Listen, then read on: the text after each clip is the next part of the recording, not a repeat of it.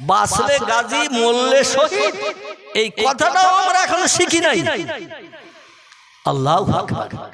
মরলে শহীদ, আর দিনের জন্য, কোরআনের জন্য, ইসলামের জন্য লড়াই করে যদি বেঁচে যায় আমরা গাজীর উপাধি পাবো। জোরে বলুন একটু সুবহানাল্লাহ। শহীদের মর্যাদা কি? শহীদের মর্যাদা হলো কোন ব্যক্তি কোরআনের জন্য, মসজিদের জন্য, মাদ্রাসার জন্য, ইসলামের জন্য মাথার টুপি, মুখের দাড়ি, গায়ের লম্বা জামা দেহে রাখতে যে যদি হিংসুক মার্কা কোনো মানুষের হাতে তার প্রাণ চলে যায়, লোকটি আল্লাহর দরবারে শহীদি মর্যাদা পাবে। কি মর্যাদা? শহীদি মর্যাদা পাবে। আর এই শহীদি মর্যাদাকারীদের প্রথম ফ্যাসিলিটি শুনুন, দুনিয়ার যত মানুষ মারা যাচ্ছে, ওলি আউলিয়া, গস, কুতুব, নকিব, আবদাল, শহীদ ছাড়া আর যত দলের মানুষ আছে, আমলে সালেহাকারী, নামাজি, পরেজগার, মুসল্লি, ইমানদার, মোমেন, সবার মরণের পরে নতুন কাপড়ের কাপড় পরাতে হয়। ঠিক না ভুল? গোসল করিয়ে জীবনের শেষ কাপড়টা সেলাইবিহীন নতুন কাপড় পরাতে হয়। কিন্তু যারা আল্লাহর রাস্তায় প্রাণ দেবে, পয়গম্বর সরাসরি নিজেই জানিয়ে দিয়েছেন ওদের কোনো নতুন কাফনের কাপড় দেওয়ার দরকার নাই। যে কাপড় পরিহিত অবস্থায় মৃত্যুবরণ করেছে, দেহের রক্ত জামা কাপড়ে মেখে ভিজে আছে, ওই রক্ত মাখা জামা কাপড়ই তারে কবর দাও, নতুন কোন কাফনের কাপড় দিতে হবে না, এমনকি গোসল পর্যন্ত করানোর দরকার হবে না। জোরে বলুন সুবহানাল্লাহ। আরে কি মর্যাদা আল্লাহ দিয়েছেন শহীদকে। দুনিয়ার পানি দিয়ে গোসল করাতে হবে না। আল্লাহ প্রয়োজনে হযরতে হানজালার মতো তার লাশকে জান্নাতি ফেরেশতা দিয়ে, কাউসারের পানি দিয়ে আল্লাহ গোসল করিয়ে দেবে। আমার ভাইরা, এই ব্যক্তিদের কবরে দেওয়ার শুধু সময়টুকু বাকি। কবরে লাশ দাফন করে দিলে আল্লাহ তরফ থেকে পরীক্ষকেরা যখন কবরে আসবে, প্রশ্ন করবে মান রব্বুকা ওমান নবিয়ুকা ওমান দীনুকা। আল্লাহ বলবেন ফেরেশতারা, আমার বান্দা শান্তির ঘুমাচ্ছে, শান্তির বিছানায় আমার বান্দা ঘুমাচ্ছে, ঘুম ভাঙিও না, কোন প্রশ্ন বান্দার কাছে করিও না, উত্তর আমি আল্লাহ দিয়ে দিচ্ছি। হযরতে রাবিয়া বসরি নাম শুনেছেন? যদিও তথ্যটা না দিলে হচ্ছে না, তাই দিচ্ছি আমার বক্তব্য অন্যদিকে। পয়গম্বর মুহাম্মদ রাসূলুল্লাহ সম্পর্কে বক্তব্য, তথ্যটা এইটুকু একটুখানি দিচ্ছি এই জন্য, কারণ কবরের কথা এসেছে। তাই রাবিয়া বসরির জীবনীতে লেখা, এই রাবিয়া বসরি যখন ইন্তেকাল করলো, মারা গেল, কিছু আল্লাহওয়ালা মানুষ কবরের পাশে যে দাঁড়িয়ে বাহ্যিক চোখ দুটো বন্ধ করে অন্তরের চোখটা চালিয়ে কবরের ভিতরে নজর করছে, যাকে ইলমে লাদুন্নি বলা হয়, ইলমে মারিফাতি তত্ত্ব অবলম্বনকারী বলা হয়। আমার ভাইরা, অন্তরের চোখ যারা খুলে নিয়েছে, অন্তরের কান পৃথিবীতে থাকতে যারা খুলে নিয়েছে, এই রকম কিছু ব্যক্তি তার কবরের পাশে দাঁড়িয়ে আছে, বাহ্যিক চোখ বন্ধ করে অন্তরের চোখ কবরে চালিয়েছে। লাশ দাফন হয়ে গেছে, লোকজন লাশ দাফন হয়ে গেলে কবরের স্থানে থাকে আর কেউ থাকে? লাশ দাফন হয়ে গেলে লোকজন বাড়ির দিকে প্রত্যাবর্তন করে ফিরে যায়। সব লোকজন চলে গেছে, পাহাড়ের উপরে রাবিয়া বসরির কবর করা হয়েছে। লোকজন যখন চলে গেল, তিরমিজি শরীফের হাদিস, আল্লাহর পয়গম্বর বলছেন 40 কদম মানুষের যখন লাশ দাফন করে বাড়ির দিকে প্রত্যাবর্তন করে, কবরে দুইজন পরীক্ষক এসে হাজির হয়ে যায়। এসেই বলে কুম বিসমিল্লাহ ইয়া আব্দুল্লাহ, ও আল্লাহর বান্দা, আল্লাহর বান্দি, কে তুমি ঘুমিয়ে আসো? কারণ মরণের পরে মানুষ চির ঘুমে ঘুমায় না, ঘুমায় না। মরণের পরে জেগে থাকে কেউ, কথা বলে কেউ, খেতে চায় কেউ, সব তার জন্য বন্ধ। দেহ থেকে আজরাইল প্রাণ বার করে নিয়েছে। তাই আমার ভাইরা, যদি কোনো মানুষ জিন্দাবস্থায় থাকে, তার কবর দিতে নিয়ে গেলে কে কে যেতে চাবে একটু হাত তুলে বলেন। জিন্দাবস্থায় আসি, আমার কবরে দিতে যাচ্ছে অ্যাডভান্স 4 দিন আগে, যে তুমি তো মরিয়ে যাবে, কঠিন রোগে আক্রান্ত, মরিতে যাবে 4 দিন 6 দিন পরে, তো চলো 4 দিন আগে কবরে দিয়ে আসি। কে কে যেতে চান একটু হাত তোলেন তো দেখি। আল্লাহু আকবার। আমরা কেউ যেতে চাইব না, কারণ দুনিয়ার মোহমায়ায় পতিত হয়েছি, দুনিয়ার প্রেমে আসক্ত হয়েছি, বিবি বাচ্চার প্রেমে আমরা আসক্ত। এই জন্য এই দুনিয়ার জমিন আমরা কেউ ছাড়তে চাই না। আল্লাহ নবী বলছেন, ও দুনিয়ার মানুষ তোমরা শোনা, দুনিয়া জিফাতুন তলাবুহাল কেলাব, পৃথিবী হলো পচা গলা লাশ। যে দুনিয়ার প্রেমে পাগল হয়ে মত্ত হয়ে শয়তানের আদর্শ অনুসরণ অনুকরণ করছো, এই দুনিয়া হলো পচা গলা লাশ। আরে আসক্তকারী হলো কুকুরের দল। কুকুরের নাকে পচা গন্ধ যদি লাগে, কুকুর কি ঘরের বারান্দার কাছে চুপ করে শুয়ে থাকবে? পচা গন্ধ যদি কুকুরের নাকে লাগে, ও তালাশ করবে কোন জায়গা থেকে মালের গন্ধ আসতেছে, ঠিক কি না? সেইখানে যাবে, ফ্রির মাল গপাগপ খেতে থাকবে। পচা গলা লাশ কুকুর যেমন খাওয়ার জন্য পাগল, দুনিয়াদারিতে যারা মত্ত হয়ে পরকাল ভুলে গেল, এরা কুকুরের ভাইরা ভাই হয়ে গেল।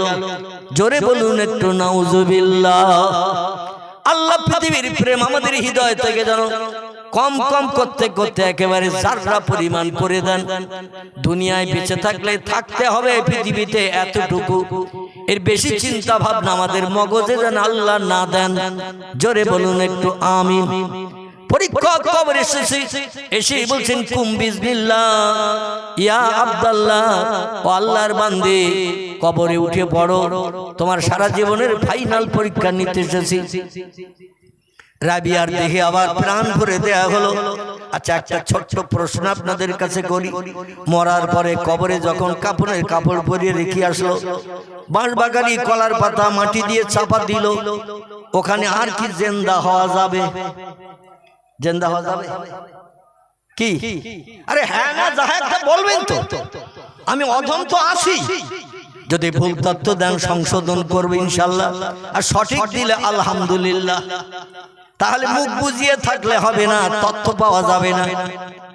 এখন মরণের পরে কবরে রেখে আসলে আমরা জিন্দা হব না, ওইভাবে পচে গলে যাব? আলহামদুলিল্লাহ। সূরা কোরআনের সূরা বাকারা আল্লাহ তত্ত্ব কোট করছেন, সুম্মা ইহয়িকুম সুম্মা ইলাইহি তুরজাউন। তোমরা যত বড় হোমরা সোমরা হও না কেন, দেহ থেকে প্রাণ বার করার কারণে তোমরা অচল হয়ে গেছো। কবরে আবার যখন আপনজন রেখে আসবে, সুম্মা ইহয়িকুম, তোমাদের আবার জিন্দা করা হবে। জোরে বলুন একটু আমিন। যে লোকটা বিশ্বাস করবে না, সে লোকটি হলো বেঈমান। কি মান? সে লোকটি হলো বেঈমান, আর বেঈমানের ঠিকানা হলো জাহান্নাম। সরাসরি কথা। এই জন্য আল্লাহর কোরআনে আল্লাহ বলছেন, সুম্মা ইহয়িকুম, তোমাদের আবার জিন্দা করা হবে। জিন্দা করা হয়ে সারা জীবনের ফাইনাল পরীক্ষা নেওয়া হবে। তিনটি প্রশ্ন উত্তর দিতে পারলে কিয়ামত পর্যন্ত শান্তিদাম জান্নাতের বাগানে থাকতে পারবে। তিনটি প্রশ্নের উত্তর দিতে যদি না পারো, তাহলে যতদিন পশ্চিম আকাশে সূর্যোদয় না হবে, ততদিন তোমার কবরটা জাহান্নামের একটা গর্ত হবে। দাউ দাউ করে গরম হাওয়া চলবে, দগ্ধ করবে, পিপাসায় কাতর হয়ে থাকতে হবে, চিল্লাতে হবে। দুনিয়ার চতুষ্পদ জন্তুরা কীট পতঙ্গরা বুঝতে পারে, মানুষের জিন জাতি আমরা বুঝতে পারি না। জোরে বলুন একটু আমিন। রাবিয়া যখন জিন্দা হয়ে গেল, পরীক্ষকদের এই পাওয়ার দেওয়া হয়েছে, কবরে আসলে যেই বলবে কুম বিসমিল্লাহ, সঙ্গে সঙ্গে ফেরেশতাদের এমন পাওয়ার, সঙ্গে সঙ্গে মরা মানুষ জিন্দা হয়ে কবরে ঠেলে উঠে বলবে।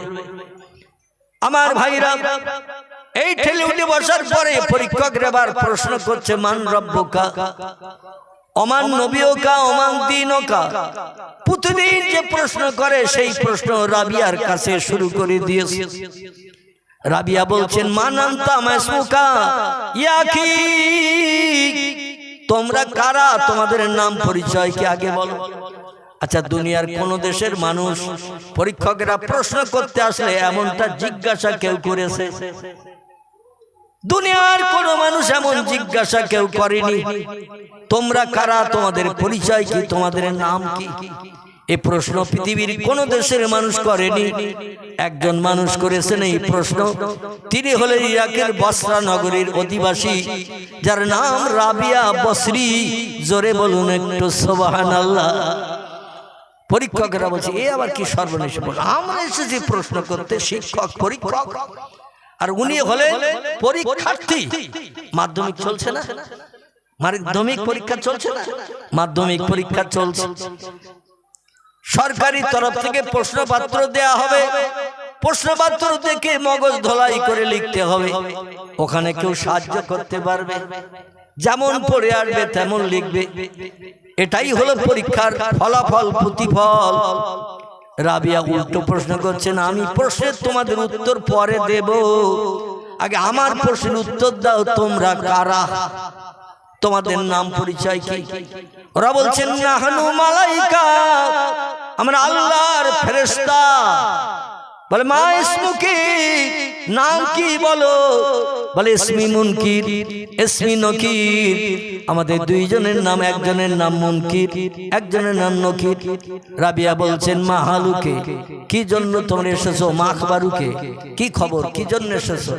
বলে আমরা সব মানুষের কবরে আসি মরণের পর, পরীক্ষা জিজ্ঞাসা করি, তাই প্রথম প্রশ্ন করলাম মান রব্বুকা, তোমার প্রভুকে।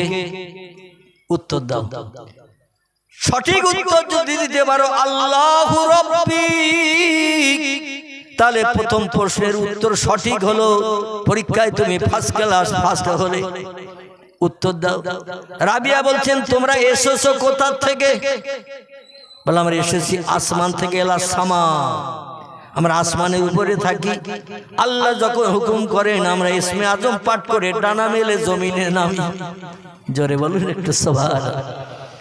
আল্লাহর আসমানে থাকি, আল্লাহ যখন কোন হুকুম করেন ওয়ায়াফআলুনা মা ইউমারুন, আল্লাহ যখন কোন হুকুম আমাদের করে আমরা একটু চিন্তা ভাবনাও করি না, আল্লাহর হুকুম মানলে আমাদের লাভ হবে না লস হবে, এই চিন্তাও পর্যন্ত আমরা করি না। কারণ আমাদের খাওয়া নাই, পেশাব নাই, পায়খানা নাই, ঘুম নাই, স্বামী স্ত্রী মিলন নাই, বাচ্চা কাচ্চার চিন্তা নাই। আমরা সর্বদাই দৈনন্দিন 24 ঘন্টা আল্লাহর হুকুমের মান্যতা দেওয়ার জন্য অপেক্ষায় থাকি। জোরে বলুন সুবহানাল্লাহ। তা বলছি এসেছো কোথা থেকে? বলে সামা, আসমান থেকে এসেছি। বলে আসমান থেকে কোথায় এসেছো? বলে আপনার কবরে এসেছি ফাইনাল পরীক্ষা নেওয়ার জন্য। রাবিয়া বলছেন তোমরা আসমান থেকে পৃথিবীর কবরে এসেছো পরীক্ষা নিতে, আর আমি কোথায় আসি তোমরা জানো? বলে হ্যাঁ, তুমি যে জমিনে বসবাস করেছিলে দীর্ঘদিন, তোমার দেহ থেকে আজরাইল প্রাণ বার করেছে, তাই জমিনের মাটির তলে তোমার কবর দিয়েছে, তাই আমরা তোমার পরীক্ষা নিতে এসেছি। রাবিয়া বলে আমি কতটা মাটির তলায় আছি? বলছে 3 হাত কি 2.5 হাত। এক কথায় মেয়েদের বুক সমান, ছেলেদের নাভি সমান। এরকম গর্ত করা হয়তো নাকি? ছেলেদের নাভি সমান, মেয়েদের একটু বুক সমান গর্ত করা, কারণ মেয়েরা হাইটে শর্ট, ছেলেদের থেকে মেয়েরা হাইটে শর্ট, এই জন্য ওদের বুক সমান গর্ত করলেই মোটামুটি ছেলে মেয়েদের কবর প্রায় একই রকম গর্ত, বরং একটু বেশি গর্ত হয় নাকি? রাবিয়া বলছেন আমি ছিলাম জমিনে, এসেছে 3 হাত কি 3.5 হাত মাটির তলায়, আর তোমরা ছিলে সেই আসমানে, সেইখান থেকে লক্ষ লক্ষ মাইল পথ ভ্রমণ করে এই পৃথিবীর জমিনে এসে গেছো। আমার ডিস্টেন্স বেশি না তোমাদের ডিস্টেন্স বেশি? বলছে আমরা বহু পথ অতিক্রম করে এসেছি। বলে তোমরা বলো তামাম সৃষ্টির মালিক কে? ওরা বলছেন তামাম সৃষ্টির মালিক হলো আল্লাহু রাব্বি, আমার মহান পূর্ব আল্লাহ হলেন সব সৃষ্টির মালিক। জোরে বলুন একটু সুবহানাল্লাহ। রাবিয়া বলছে এত দূরের পথ অতিক্রম করে এসেছো, তোমরা মালিকের নাম এখনো ভুলনি, আর আমি কেবল 3.5 হাত মাটির তলায় জমিন থেকে এসেছি, আমি কি আল্লাহর নাম ভুলে গেছি নাকি? প্রশ্ন বুঝেছেন? বলছে আমি এই 3 হাত মাটির তলায় ঢুকলাম, এইটুকু পথ অতিক্রম করলাম, এতে কি আমি আল্লাহর নাম ভুলে গেছি? এ ফেরেশতারা তোমরা একটু ডানা মেলে ইসমে আজম পাঠ করে উড়ে যাও। আমি উত্তর দিলে উত্তর আল্লাহর কাছে গ্রহণীয় হবে কিনা জানি না, বরং আমি আল্লাহর কে, আল্লাহর কাছ থেকে একটু শুনে এসো। জোরে বলা যাবে না একটু সুবহানাল্লাহ? আমি আল্লাহর কে, আমার কাছে জিজ্ঞাসাবাদ না করে আল্লাহর কাছে একটু শুনে এসো। আল্লাহর কোন আপনজন আমি আছি? ফেরেশতারা বলে তো সাংঘাতিক প্রশ্ন, আল্লাহর কাছে জানতে হবে। উনি বলেন না, তাহলে আমার আর উত্তর দিতে হবে না, আল্লাহই উত্তরটা সঠিক দিয়ে দেবে। জোরে বলুন সুবহানাল্লাহ। আল্লাহর সঙ্গে একত্বতা, প্রেম, মহব্বত, ভালোবাসা রাবিয়ার কত গাঢ়তর থাকার কারণে উনি বললেন, যে মালিকের নাম শুনতে এসেছো, আমার কাছে মালিকের নাম না শুনে মালিকের কাছে যে জিজ্ঞাসা করো, আমি মালিকের কে। জোরে বলুন একটু সুবহানাল্লাহ। ফেরেশতারা বলছে যুক্তিটা খারাপ না, এখানে আর কথা বলা সম্ভব হবে না, চল ইযহাব, বেরিয়ে চল। মাহবুদের দরবারে আমরা জিজ্ঞাসা করি যে বান্দির কবরে পাঠিয়েছো, বান্দি উল্টো প্রশ্ন ছুড়ে দিয়েছে। এখন আল্লাহ ওই বান্দিটার আপনি চেনেন নাকি? বান্দি এইরকম একটা জিজ্ঞাসা করেছে আমাদের। ফেরেশতারা ইসমে আজম পাঠ করে ডানা মেলে উড়ে গেলেন। আমার ভাইরা সিদরাতুল মুনতাহা পর্যন্ত যে ওখান থেকে টেলিফোন করলেন, আওয়াজ করলেন, ইলহাম করলেন, মাহবুদ রে এরকম বান্দির পাল্লায় জীবনে পড়েনি। প্রশ্ন করি, কেউ উত্তর দিতে পারে, কেউ বা দেয় না, গ্যাংড়াতে থাকে। কিন্তু এই বান্দি এমন চটপটে বান্দি, আমাদের প্রশ্ন করার আগে প্রশ্ন ছুড়ে দেয়, যাতে আমাদের প্রশ্নের উত্তর দেওয়ার দরকার না হয়। জোরে বলুন সুবহানাল্লাহ। আপনার বান্দি জিজ্ঞাসাবাদ করতে আমাদের পাঠিয়ে দিয়েছেন, যে বান্দির কাছে আমাদের পরীক্ষা নিতে পাঠিয়েছেন, ওই বান্দিরে আপনি কি চেনেন নাকি? আল্লাহ বলছেন নাম, ইয়া আইয়ুহাল মালায়েকা, ও ফেরেশতারা, হা হা হা, ও বান্দিরে আমি যেমন চিনি, বান্দি আমাকেও তেমন চেনে। ওই বান্দির কবরে আর প্রশ্ন জিজ্ঞাসা করতে হবে না, বান্দি আমার, আমি বান্দির। মান কানা লিল্লাহি কানাল্লাহু লাহু, যে লোকটি আল্লাহর আপন হয়ে যায়, আল্লাহ সেই বান্দা বান্দির আপন হয়ে যায়। যাও তার কবরে জান্নাতে নাজনেমাত ভরে দিয়েছো, বান্দিকে শান্তির ঘুমে ঘুমানোর সুযোগ দাও, কোনো ডিস্টার্ব যেন তার কবরে কিয়ামত পর্যন্ত না হয়। জোরে বলুন সুবহানাল্লাহ। কয়েকজন আল্লাহওয়ালা মানুষ উপরে দাঁড়িয়ে দাঁড়িয়ে দৃশ্য দেখে বলছে আল্লাহু আকবার, আল্লাহু আকবার। হায় রে, এমন তাজ্জব দৃশ্য আমরা জীবনে কোনোদিন দেখি নাই। জোরে বলুন সুবহানাল্লাহ। আল্লাহ যেন ওই রকম বান্দি, ওই রকম বান্দাদের তালিকায় আমাদের নামগুলো নথিভুক্ত করে নেন। সকলে বলুন আমিন। এই তালিকায় আমাদের নাম লিখতে গেলে পৃথিবীর সেরা মহামানবের জীবন আদর্শ আমাদের বাস্তব জীবনে রূপদান করে চলতে হবে না? হবে না? রাবিয়া কার জীবন আদর্শ বাস্তবে মেনেছিল? কথা বলেন। রাবিয়া কার জীবন আদর্শ মেনেছিল? আল্লাহর হুকুম মানা আর জীবন আদর্শ মানা হলো মুহাম্মাদুর রাসূলুল্লাহ। ঠিক বললাম না ভুল বললাম? তথ্যগুলো আগে বুঝবেন, তারপরে উত্তর দেবেন। আল্লাহর হুকুম মানতে হয় আর মুহাম্মদ রাসূলুল্লাহর আদর্শের অনুসরণ অনুকরণ করতে হয়। এটা হলো আমাদের কর্তব্য। আল্লাহ পাক আল্লাহওয়ালা, আল্লাহ প্রেমিক, আল্লাহ ভক্ত মানুষদের জীবন আদর্শ আমাদের জীবনের সঙ্গে বাকি জিন্দগি মেনে চলার তৌফিক দান করুন। সকলে বলুন আমিন। ডক্টর রামনারায়ণ শাস্ত্রী বলছেন, আই ক্যান শিওর,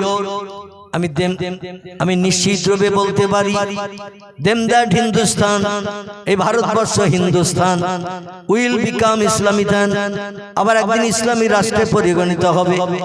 বিশ্ব নবীর জীবন আদর্শ সারা দেশের মানুষের জীবনের সঙ্গে প্রতিফলিত হবে। জোরে বলা যাবে কি একটু সুবহানাল্লাহ? ইন দ্য নিয়ার ফিউচার, সেদিন আর খুব বেশি বাকি নাই, সেদিন আর খুব বেশি বাকি নাই।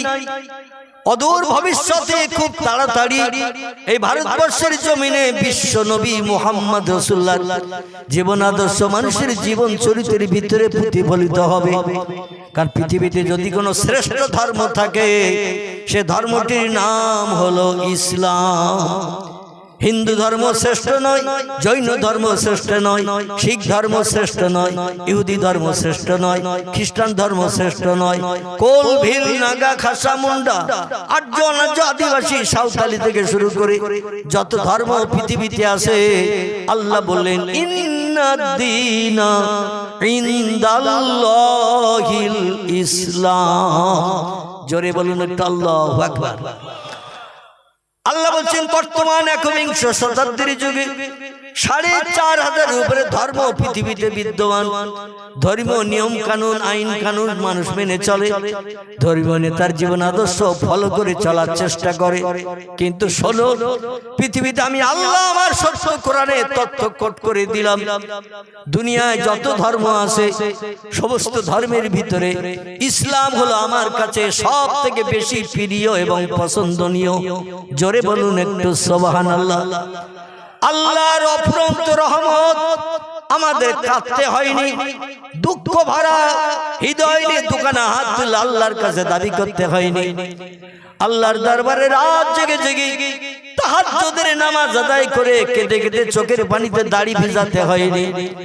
আল্লাহ পাক পৃথিবীর সেরা নেতার উম্মত করে বিনা পরিশ্রমে, বিনা কষ্টে, বিনা কান্নায় সেই নবীজির আদর্শের অনুসরণ করে মুসলমান করে পাঠিয়েছেন। এজন্য আমরা সৌভাগ্যবান না দুর্ভাগ্যবান? একটু জোরে বলেন। আমরা হলাম সৌভাগ্যবান। আমার ভাইরা, সেই নবী মুহাম্মদ রাসূলুল্লাহ জীবন আদর্শ সম্পর্কে স্যার রাধাকৃষ্ণ সর্বপল্লী একটি তথ্য দিয়েছেন। তিনি বলছেন উই ক্যান নট ডেনি, আমরা এই কথা কোনোদিন অস্বীকার করতে পারি না, মিথ্যা বলে সম্বোধন করতে পারি না। That the conception of brotherhood in Islam, ইসলামী ভ্রাতৃত্ববোধ, ইসলামের জীবন আদর্শ, ইসলামের চরিত্র এমন একটি জিনিস transcends all barriers of race and nationality, যা জাতীয় বর্ণের সমস্ত প্রতিবন্ধকতা দূর করে দিয়ে মানুষকে একই নিবিড় বন্ধনে বেঁধে দিতে পারে। কে হিন্দু, কে জৈন, কে শিখ, কে বৌদ্ধ, কে ইহুদি, কে খ্রিস্টান, জাতিভেদ ইসলামের ভিতরে নাই। ইসলামের আদর্শ হলো সবাইকে সমান চোখে দেখা। তোমার ধর্ম তুমি করবে, আমার ধর্ম আমি করব। কোন ধর্মের উপরে কোনো জোর জবরদস্তি নাই। লা ইকরাহা ফিদ্দীন, ধর্মের উপরে কোনো জোর জবরদস্তি নাই। প্রত্যেকটি বান্দা বান্দীদের ব্রেন মগজ দিয়েছি, ব্রেন মগজের মাধ্যম দিয়ে সঠিক নির্বাচন করে যারা যে ধর্ম মেনে চলবে তারা সেই ধর্ম মেনে চলবে, পরকালে তার প্রতিদান পাবে। কেউ যাবে স্বর্গে বা জান্নাতে, কেউ যাবে নরকাগ্নিতে জাহান্নামে। যারা যে কাজ করে যাবে, যেটা পছন্দ হবে তারা সেইটা মেনে চলবে। কোন ধর্মের উপরে কোনো অশান্তি জবরদস্তি চলবে না। এটা হলো ইসলামের আদর্শ। লা ইকরাহা ফিদ্দীন, ধর্মের উপরে কোনো জবরদস্তি নাই, কোনো বাড়াবাড়ি নাই। এটা হলো মুসলমানদের ধর্মের আদর্শ। জোরে বলুন একটু সুবহানাল্লাহ। এই জন্য স্যার রাধাকৃষ্ণ সর্বপল্লী বলছেন, a feather which does not character any other রিলিজিয়স।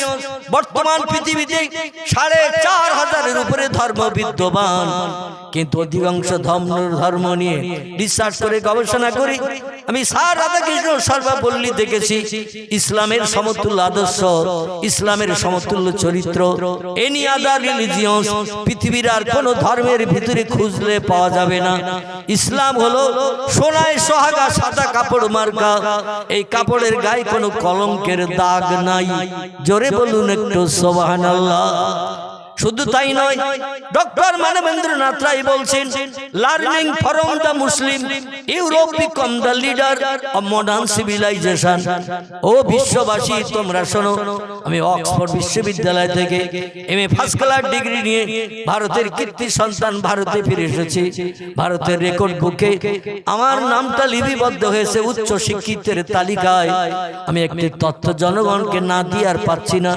আমার মেমোরির মাধ্যম দিয়ে যে জ্ঞান অর্জন করেছি, সেই জ্ঞানের মাধ্যম দিয়ে আমি যাচাই করে যেটা দেখেছি জনগণকে সেটা আমি জানাতে উদ্যত হয়েছি। লার্নিং ফ্রম দ্য মুসলিম, মুসলমানদের শিক্ষার প্রভাবে, মুসলমানদের জ্ঞানের প্রভাবে Europe became the leader. Europe মহাদেশ বর্তমান একবিংশ শতাব্দীর যুগে নেতৃত্বের আসনে অধিষ্ঠিত হয়েছেন। তাম বিশ্বকে করাতলগত করে মুঠার ভিতরে নিয়ে দাদাগিরি করার সুযোগ পেয়েছে। অব মডার্ন সিভিলাইজেশন, আধুনিক সভ্যতার যুগে, আধুনিক সভ্যতার যুগে, আধুনিক জ্ঞানের যুগে তাম বিশ্বকে মুঠার ভিতরে পুরে নিয়ে দাদাগিরি করা, নেতৃত্ব করার সুযোগ পেয়েছে একমাত্র ইউরোপ আমেরিকা মহাদেশের মানুষেরা। মুসলমানদের শিক্ষা যদি সৌদি আরব থেকে আমেরিকায় না যেত, ইউরোপ মহাদেশে যদি না যেত, ওরা কোনোদিন দাদাগিরি করার সুযোগ পেত না। জোরে বলুন একটু মারহাবা, নারায়ে তাকবীর। উনি বললেন মুসলমানদের শিক্ষা ইউরোপ মহাদেশ আসার কারণে শিল্প বিপ্লব তৈরি হয়েছে, মিল কলকারখানা তৈরি হয়েছে, যন্ত্রপাতির পাঠশালা বানানোর সুযোগ হয়েছে।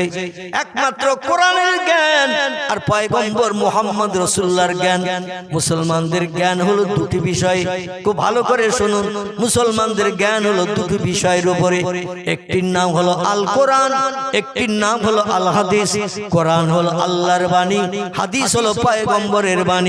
এই দুটি কিতাবে কিয়ামত পর্যন্ত মানুষের যা কিছু সমস্যা দেখা দেবে, যা কিছু প্রয়োজন হবে, দরকার হবে, কুড অফ কমপ্লিট করে আল্লাহ পাক কোরআনের ভিতরে ভরে দিয়েছেন। নতুন কোন পুস্তকের প্রয়োজন হবে না। পয়গম্বর মুহাম্মদ রাসূলুল্লাহ জবানি ছাড়া নতুন কোন হাদিসের কিতাবের সংকলন করার দরকার হবে না। এই দুটি কিয়ামত পর্যন্ত মানুষের জন্য যথেষ্ট। জোরে বলুন একটু সুবহানাল্লাহ, নারায়ে তাকবীর। কোরআন হলো মহাবিজ্ঞান। এই পৃথিবীতে যখন কোরআন আসেনি, পৃথিবীর কোন দেশের বিজ্ঞানীরা কোন মিল কলকারখানা বানাতে পারেনি, যন্ত্রপাতি মেশিনাদি বানাতে পারেনি, গাড়ি ঘোড়া কিছুই বানাতে পারেনি। আমার ভাইরা, প্রযুক্তি যুগের যা কিছু বিজ্ঞানীরা বানিয়েছে সব হলো কোরআনের ফসল। যদি বলেন হোয়াট ইজ দ্য ডকুমেন্ট, তার বাস্তব তথ্য প্রমাণ কি, তাহলে আপনাকে নিয়ে যাব একটু কোরআন পাকের 22 পারার শেষে। কোথায় বললাম? কোরআন পাকের 22 পারার শেষে আল্লাহ একটি সূরা কোট করে দিয়ে দিয়েছেন। সূরাটির নাম হলো সূরাতুল ইয়াসিন। জোরে বলুন একটু সুবহানাল্লাহ। আল্লাহ 1450 বছর আগে সূরা ইয়াসিনে তথ্য কোট করেছেন। বিসমিল্লাহির রহমানির রহিম। ইয়াসিন আল কোরআনিল হাকিম। জোরে বলুন আল্লাহু আকবার। আর একটু জোরে বলুন আল্লাহু আকবার। আমরা শুধু কোরআন পড়ি। বাপ মা মারা গেছে, মসজিদের ইমাম সাহেব হাফেজ সাহেব ডেকে একটু দোয়া সাবরেসানি করতে হবে। তাই শবে বরাতের সময় বৌমাদের থ্যাটিং দেই, এক খতম কোরআন শরীফ শবে বরাতের আগের দিন চাই। কারণ শবে বরাতের দিন একটু কবর জিয়ারাত হবে, অন্তত কোরআন বক্সে দিয়ে খতম করে বাপ মার কবরে জান্নাতি শান্তি কৌসারের পানি যেন বরাদ্দ হয়। আর সারা বছর চলে গেল, কোরআনের হাতও লাগলো না, কোরআন আর পড়ি না। আর যদিও আমরা কোরআন পড়তে জানি, 100-র ভিতরে 99 জন মানুষ কোরআনের মানে মতলব আমরা জানারও চিন্তা করিনি, আর জানিও না। ঠিক বললাম না ভুল বললাম? আমরা জানিও না আর জানারও চিন্তা ভাবনা করি নাই। আমরা ধারণা করি কোরআন হলো সৌদি আরবের দেশের ভাষা। কোন দেশের? সৌদি আরবের দেশের ভাষা। তেলা পোকার পায়ের মতো, জিলিপির পেসের মতো অক্ষরগুলো সব জোড়া দেয়া দেয়া লেখা। এর থেকে ওর থেকে সব জোড়া দেয়া রয়েছে। জিলিপির পেজ যেমন আছে না, জোড়া দেয়া দেয়া। এই জিলিপি বানায় দেখেছেন তো, গ্লাসে করে কাই ভরি নিয়ে যখন এই তেলের ওপরে দেয়, একটু ঘুরি ঘুরি দেয় না, 4 চশমা হের মতো, ওই রকম সব জোড়া লাগানো। 4 চশমা হে, নাকে চশমার মতো, কানেও গোজা, নাকেও বাঁধানো, আবার 2 চোখের সামনে কাঁচ লাগানো, যাতে সামনে দেখা যায়। এই রকমটা মনে মনে ধারণা করি। কোরআন কোনো উপকার করে না। আল্লাহ বলছেন বিসমিল্লাহির রহমানির রহিম, ওয়া নুনাজ্জিলু মিনাল কোরআনি মা হুয়া শিফাউ ওয়া রাহমাতুল লিল মুমিনিন। গলা ছেড়ে বলুন আল্লাহু আকবার। আল্লাহ বলেন বিশ্ববাসী উম্মতি মুহাম্মাদি, আমি কোরআন পৃথিবীতে শুধু কাপড় দিয়ে বাইন্ডিং করে রাখার জন্য পাঠাই নাই। আমি কোরআন শোকেসের সৌন্দর্য বৃদ্ধির জন্য, কাঁচের ভিতরে শোকেসের থাকায় রাখার জন্য পাঠাই নাই। আমার কোরআন সানসেটের কোনায় মুরগির ডিম পাড়ার জন্য রাখি নাই, দুনিয়ায় পাঠাই নাই। কোরআন পাঠিয়েছি এই পৃথিবীতে তোমাদের ঘরে ঘরে এই জন্য পাঠিয়েছি ওয়ারাতিলিল কোরআন তারতিলা, যেখানে যেমন করে যেমন ভাষায় যেমন স্বরে পড়লে আমি আল্লাহ খুশি হই, তেমন স্বরে মাধুর্যতার সঙ্গে তোমরা পাঠ করো। কারণ আমি আমার কিতাবের প্রথম নাম দিয়েছি কোরআন শরীফ। কি নাম? প্রথম নামটা দিয়েছি কোরআন শরীফ। আরবিতে কারা ইয়াকরাউ কারানান শব্দের অর্থ হলো তেলাওয়াত করো, পড়ো, সঙ্গে সঙ্গে তার মানে মতলবটা জানো। কোরআন তেলাওয়াত করো, পড়ো, তার মানে মতলবটা জানো। ডাক্তারের কাছে যেতে হবে না, মাস্টারের কাছে যেতে হবে না, এমন করে পৃথিবীতে মেম্বারের কাছে যেতে হবে না, প্রধানের কাছে যেতে হবে না, থানার ওসির কাছে যে দুঃখ জানাতে হবে না। আমার কোরআন হলো এনাফ, কোরআন হলো যথেষ্ট, সব সমস্যার সমাধান করে তোমাদের মুখে হাসি ফুটিয়ে দেবে। এই জন্য আমি প্রথম নামটা দিয়েছি কোরআন শরীফ। কোরআনের বাংলা মানে হলো কারা ইয়াকরাউ কারানান, তো শব্দের বাংলা অর্থ হলো তেলাওয়াত করো, পড়ো। শরীফ শব্দের বাংলা অর্থ হলো পবিত্র। আমার কোরআনে নাপাকির লেশ মাত্র নাই। কোরআন অতীতে ছিল পবিত্র, বর্তমান আছে পবিত্র, ভবিষ্যতেও থাকবে পবিত্র। এই পবিত্র কোরআন যত তেলাওয়াত করবে, কোরআনের মালিকের সঙ্গে তোমাদের গাঢ়তর সম্পর্ক তৈরি হবে। আর সব সমস্যার সমাধান কোরআনের মালিক তোমাদের করে দিয়ে মুখে হাসি ফুটাবে। এমনকি কঠিন রোগের ঔষধ যেটা বিজ্ঞানীরাও পৃথিবীতে এখনো বানাতে পারেনি, আল্লাহ বলছেন আমার কোরআনে সে রোগের ঔষধ ভরে দিয়েছি। জোরে বলুন একটু সুবহানাল্লাহ। মা হুয়া শিফাউন, সব রোগের ঔষধ আমি কোরআনে ভরে দিয়েছি। একটু রিসার্চ করো, গবেষণা করো, তেলাওয়াত করো, পড়ো, দুনিয়ার সব রোগের ঔষধ পাওয়া যাবে। যে ঔষধ ভবিষ্যতে দুনিয়ার কোন বিজ্ঞানের আন্ডা বাচ্চাও বানাতে শিখবে না। আমার কোরআন সব সমস্যার সমাধান নিয়ে তোমাদের ঘরে আগাম পৌঁছে গেছে। জোরে বলুন একটু সুবহানাল্লাহ। এই জন্য কোরআনে সূরা ইয়াসিন আমি তথ্যকট করে দিয়েছি। ইয়াসিন আমার মহব্বতের ইয়াসিন, বিশ্ব নবীর গুণবাচক নাম। আল্লাহ বলছেন আমার মহব্বতের ইয়াসিন আপনি শুনে নিন, আপনার উম্মতদের জানিয়ে দিন। আল কোরআনিল হাকীম, আমার কোরআন হলো মহাবিজ্ঞান, বিজ্ঞানের বাবা হলো আমার কোরআন। কিয়ামত পর্যন্ত মানুষ চেষ্টা চালালে আমার কোরআনের উপরে যেতে পারবে না।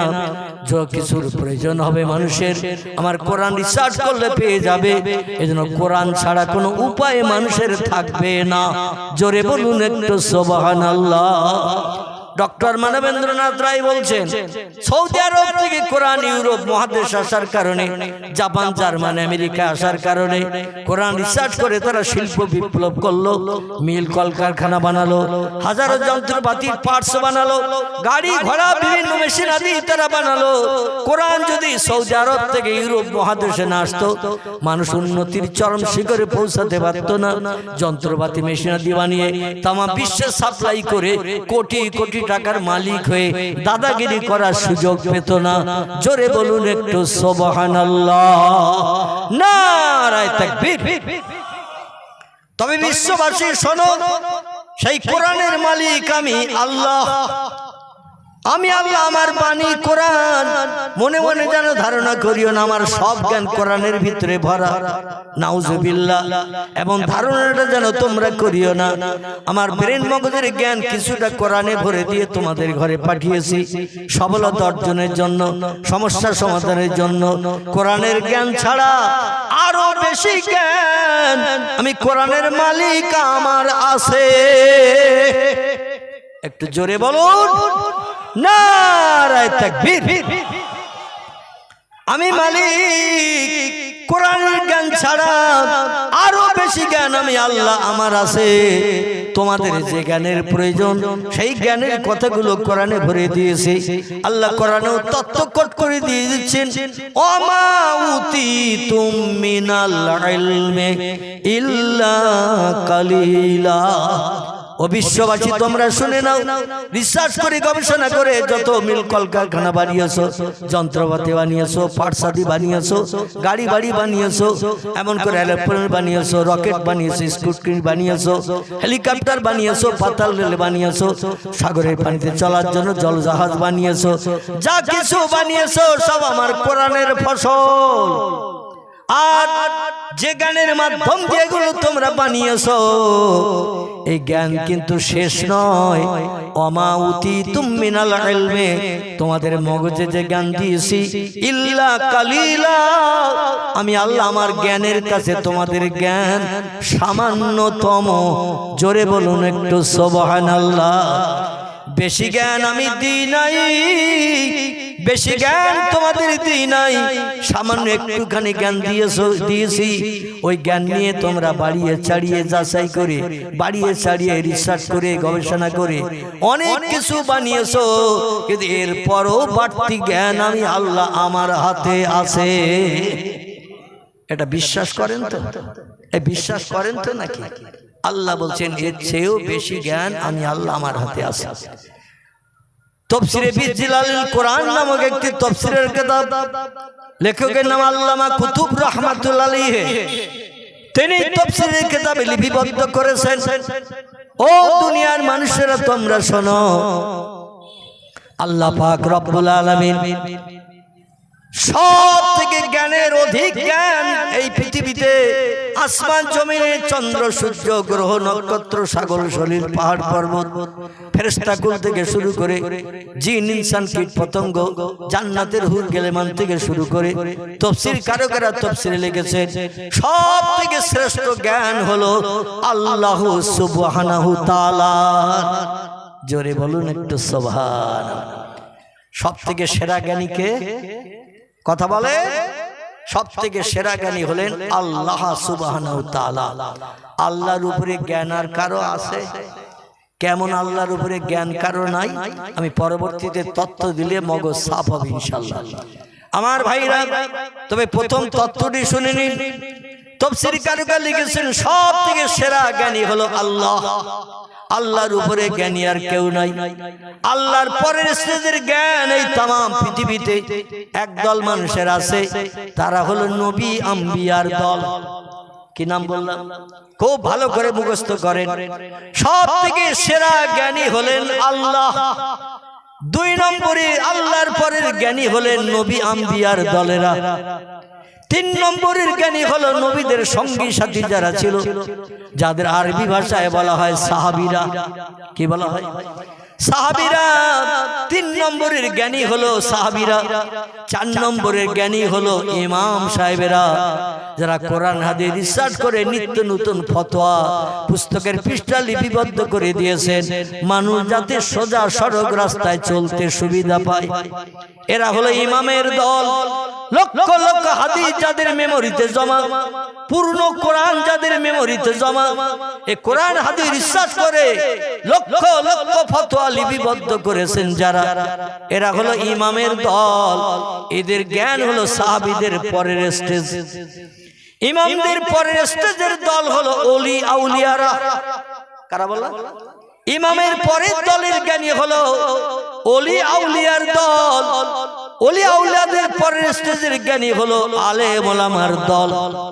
কোরআন হাদিস রিসার্চ করে যারা জ্ঞান অর্জন করেছে, পূর্ণ কোরআন হাদিসের জ্ঞান যদি কোনো আলেমের মগজে থাকে, সেই খোদার কসম কোন সমস্যা সমাধানের জন্য কারো কাছে যে ভিক্ষুকের মতো হাত পাতার দরকার থাকবে না, নিজেই এনাফ, যথেষ্ট। জোরে বলুন একটু সুবহানাল্লাহ। তাহলে বোঝা গেল স্টেজ। প্রথম জ্ঞানী হলেন আল্লাহ সুবহানাহু ওয়া তাআলা। আল্লাহর উপরে জ্ঞান আর কারো নাই। দুই নম্বরে স্টেজ হলো নবী আম্বিয়ার দল। এই পৃথিবীতে নবীর উপরে জ্ঞানী আর কেউ নাই। নবীর পরের স্টেজ হলো সাহাবায়ে কেরামদের দল। নবীদের কাছ থেকে সরাসরি তত্ত্ব শুনে মগজগুলো সাফ করেছে যারা, এরা হলো সাহাবাদের দল। সাহাবাদের পরের স্টেজ হলো ইমাম সাহেবের দল। ইমামেরা যারা কোরআন হাদিস বিশ্বাস করে, লক্ষ লক্ষ ফতোয়া মানুষকে চলার পথে সুবিধা করে দিয়ে দিয়েছেন, চলার পথের সুবিধা, যাতে কুপথগামী না হয়, খারাপ কাজে না যায়, জাহান্নামী না হয়। এজন্য সূক্ষ্ম সরল মশলাগুলো বার করে দিয়েছেন, দুনিয়ায় চলতে ফিরতে যাতে সুবিধা হয়। এরা হলো ইমামের দল। ইমামদের পরের স্টেজ হলো ওলিয়া উলিয়ার দল। ওলিয়া উলিয়াদের পরের স্টেজ হলো কোরআন হাদিসের বিজ্ঞ পণ্ডিত আলেমদের দল। আলেমদের পরের স্টেজ হলো বিজ্ঞান, দর্শন, ইঞ্জিনিয়ার, ডাক্তার, মাস্টার, আরো যত দলের মানুষ আছে পৃথিবীতে, তারা সব আলেমদের পরের স্টেজের দল। জোরে বলা যাবে কে একটু সুবহানাল্লাহ। যত বড় নামি দামি বিজ্ঞান আসুক, যত বড় সাহিত্যিক আসুক, যত বড় ইঞ্জিনিয়ার আসুক, যত নামি দামি FRCS London first class first gold medallist আসুক, আলেম ওলামাদের উপরে যেতে পারবে না, বরং তাদের তলায় থাকতে হবে। কারণ আলেম ওলামারা যে জ্ঞানগুলো কোরআন হাদিস সার্চ করে পেয়েছেন, এই জ্ঞানের নাম নিশানা লেশমাত্র বিজ্ঞানীদের নাই, ইঞ্জিনিয়ারদের নাই, ডাক্তারদের নাই, মাস্টারদের নাই, ভূতত্ত্ববিদদের নাই, ঐতিহাসিকদের নাই। এই জ্ঞানগুলো আল্লাহ আলেমদের দান করেছেন। জোরে বলুন একটু সুবহানাল্লাহ। যদি বলেন হাদিস ডকুমেন্ট হুজুর বিষয় বুঝলাম না, তাহলে একটু খোলসা করে বুঝিয়ে দিই। আমার ভাইরা, দুনিয়ার বিজ্ঞানীদের, দার্শনিকদের, ইঞ্জিনিয়ারদের, ডাক্তারদের, মাস্টারদের, FRC London first class first gold medalist, স্বর্ণ পদক ডাক্তার, তার ডেকে যদি বলেন আকাশ কটা, আর উত্তর কি দেবে বলেন? কি? আল্লাহু আকবার। যদি জিজ্ঞাসা করেন ও নামি দামি first class first gold medalist, স্বর্ণ পদক, সঠিক তত্ত্ব দাও, আকাশ কটা? কারোবার জবান বন্ধ হয়ে যাবে ইতিকাফের নিয়তের মতো। কেউ বা বলবে দেখতে পাচ্ছি ওই যে উপরে। যদি বলে উপরে কি, ওরা বলবে এক কথায় উপরে মহাশূন্য। আকাশ বলতে বিজ্ঞানীরা বলছে কিছু নাই, একটা তাও বলবে না, কারণ একটা আকাশও বিজ্ঞানীরা বিশ্বাস করে। তাম পৃথিবীর সব দেশের বিজ্ঞানীরা একমত, আকাশ বলতে কিচ্ছু নাই, মহাশূন্য ফাঁকা, কোটি কোটি মাইল পথ, এই মহাশূন্য ফাঁকা। তাই দুনিয়ার জমিন থেকে বহু দূরের দিকে যখন নজর করে তাকাই, একটা কালার নজরে আসে, সেটা হলো ব্লু, নীল বর্ণ। বলছে ও নীল বর্ণটা আকাশ নয়, ওটা হলো ফাঁকা জায়গা। আল্লাহর কোরআনে সূরা বাকারা আল্লাহ বলছেন সব থেকে সেরা জ্ঞানী আমি, আমার পরের জ্ঞানী হলো পয়গম্বরের দল। এইখানে তার বাস্তব প্রমাণ শোনো। হুয়াল্লাযী খালাকা সাবআ সামাওয়াতিন তিবাকা মা তারা ইলা খালকির রহমান মিন তাফাউত ফারজিল বাসার হাল তারা মিন ফুতুর। আল্লাহ কোরআনে সূরা বাকারায় তত্ত্বকট করে দিয়েছেন, আমি মাঝে মাঝে ফাঁকা দিয়ে দিয়ে আকাশ বানিয়েছি 7টি। কটি? দুনিয়ার বিশ্ববিখ্যাত বিজ্ঞানীরা, ইঞ্জিনিয়ারেরা, ডাক্তারেরা, মাস্টারেরা একমত, মহাশূন্য ফাঁকা, আকাশ বলতে কিচ্ছু নাই। আল্লাহ বলছেন তোমাদের থেকে জ্ঞান আমার কম নাই, বরং বেশি।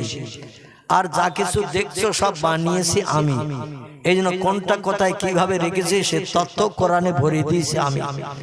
আমার কোরআনের তত্ত্ব বিশ্বাস করো, তাহলে পাক্কা ইমানদার হিসাবে সাব্যস্ত হবে। আর যদি কোরআনের কথাকে অ্যাভয়েড করো, ঠিকানা হবে নরকাগ্নি, অনল অগ্নিকুণ্ড, জাহান্নাম। জোরে বলুন একটু সুবহানাল্লাহ।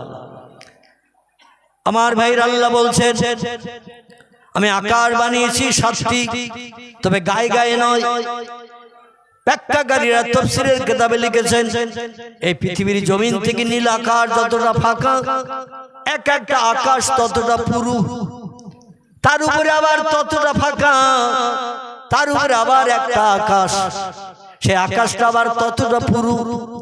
এইভাবে ফাঁকা আছে মহাশূন্য 7টি, আকাশ আছে 7টি। এক একটা আকাশ ওই রকম মহাশূন্যের মতো পুরু। জোরে বলুন সুবহানাল্লাহ। আমার সৃষ্টির ভিতরে কোনো অসামঞ্জস্য দেখেছো তোমরা?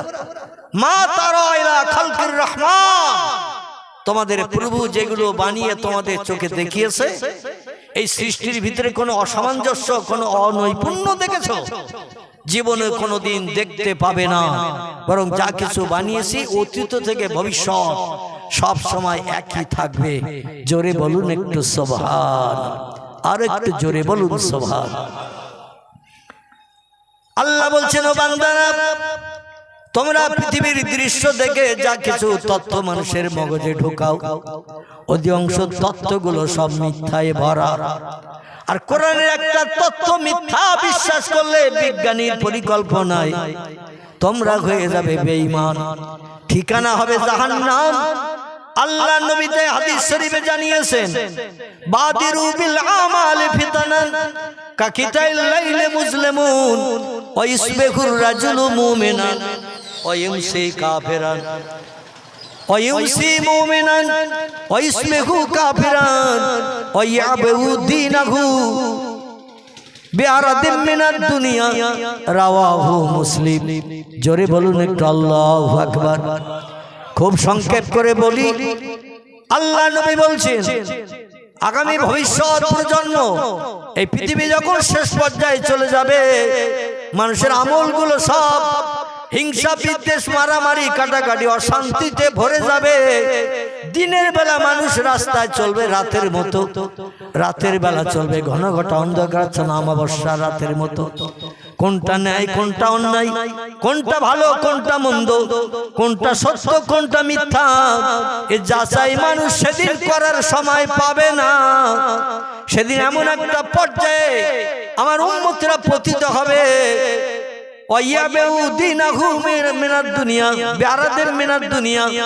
আল্লাহ নবী বলছেন সেদিন মানুষ ধর্মে কেউ বেঁচে খাবে, দুনিয়াবি অর্থ সম্পদ টাকা পয়সার মোহে পড়ে।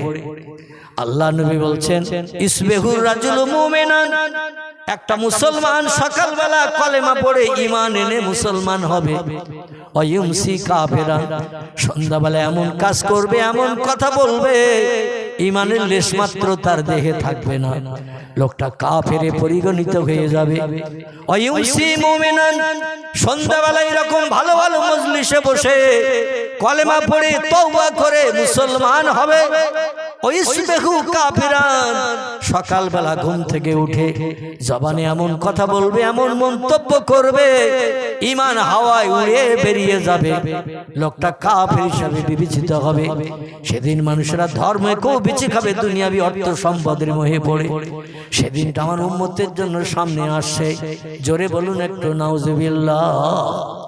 আমার ভাইরা, আমরা কেমন বেঈমান বর্তমানে একবিংশ শতাব্দীর যুগে বঞ্চি, গোটা দুটো একটা তথ্য আপনাদের কাছে পরিবেশন করি, বুঝতে সুবিধা হবে ইনশাআল্লাহ।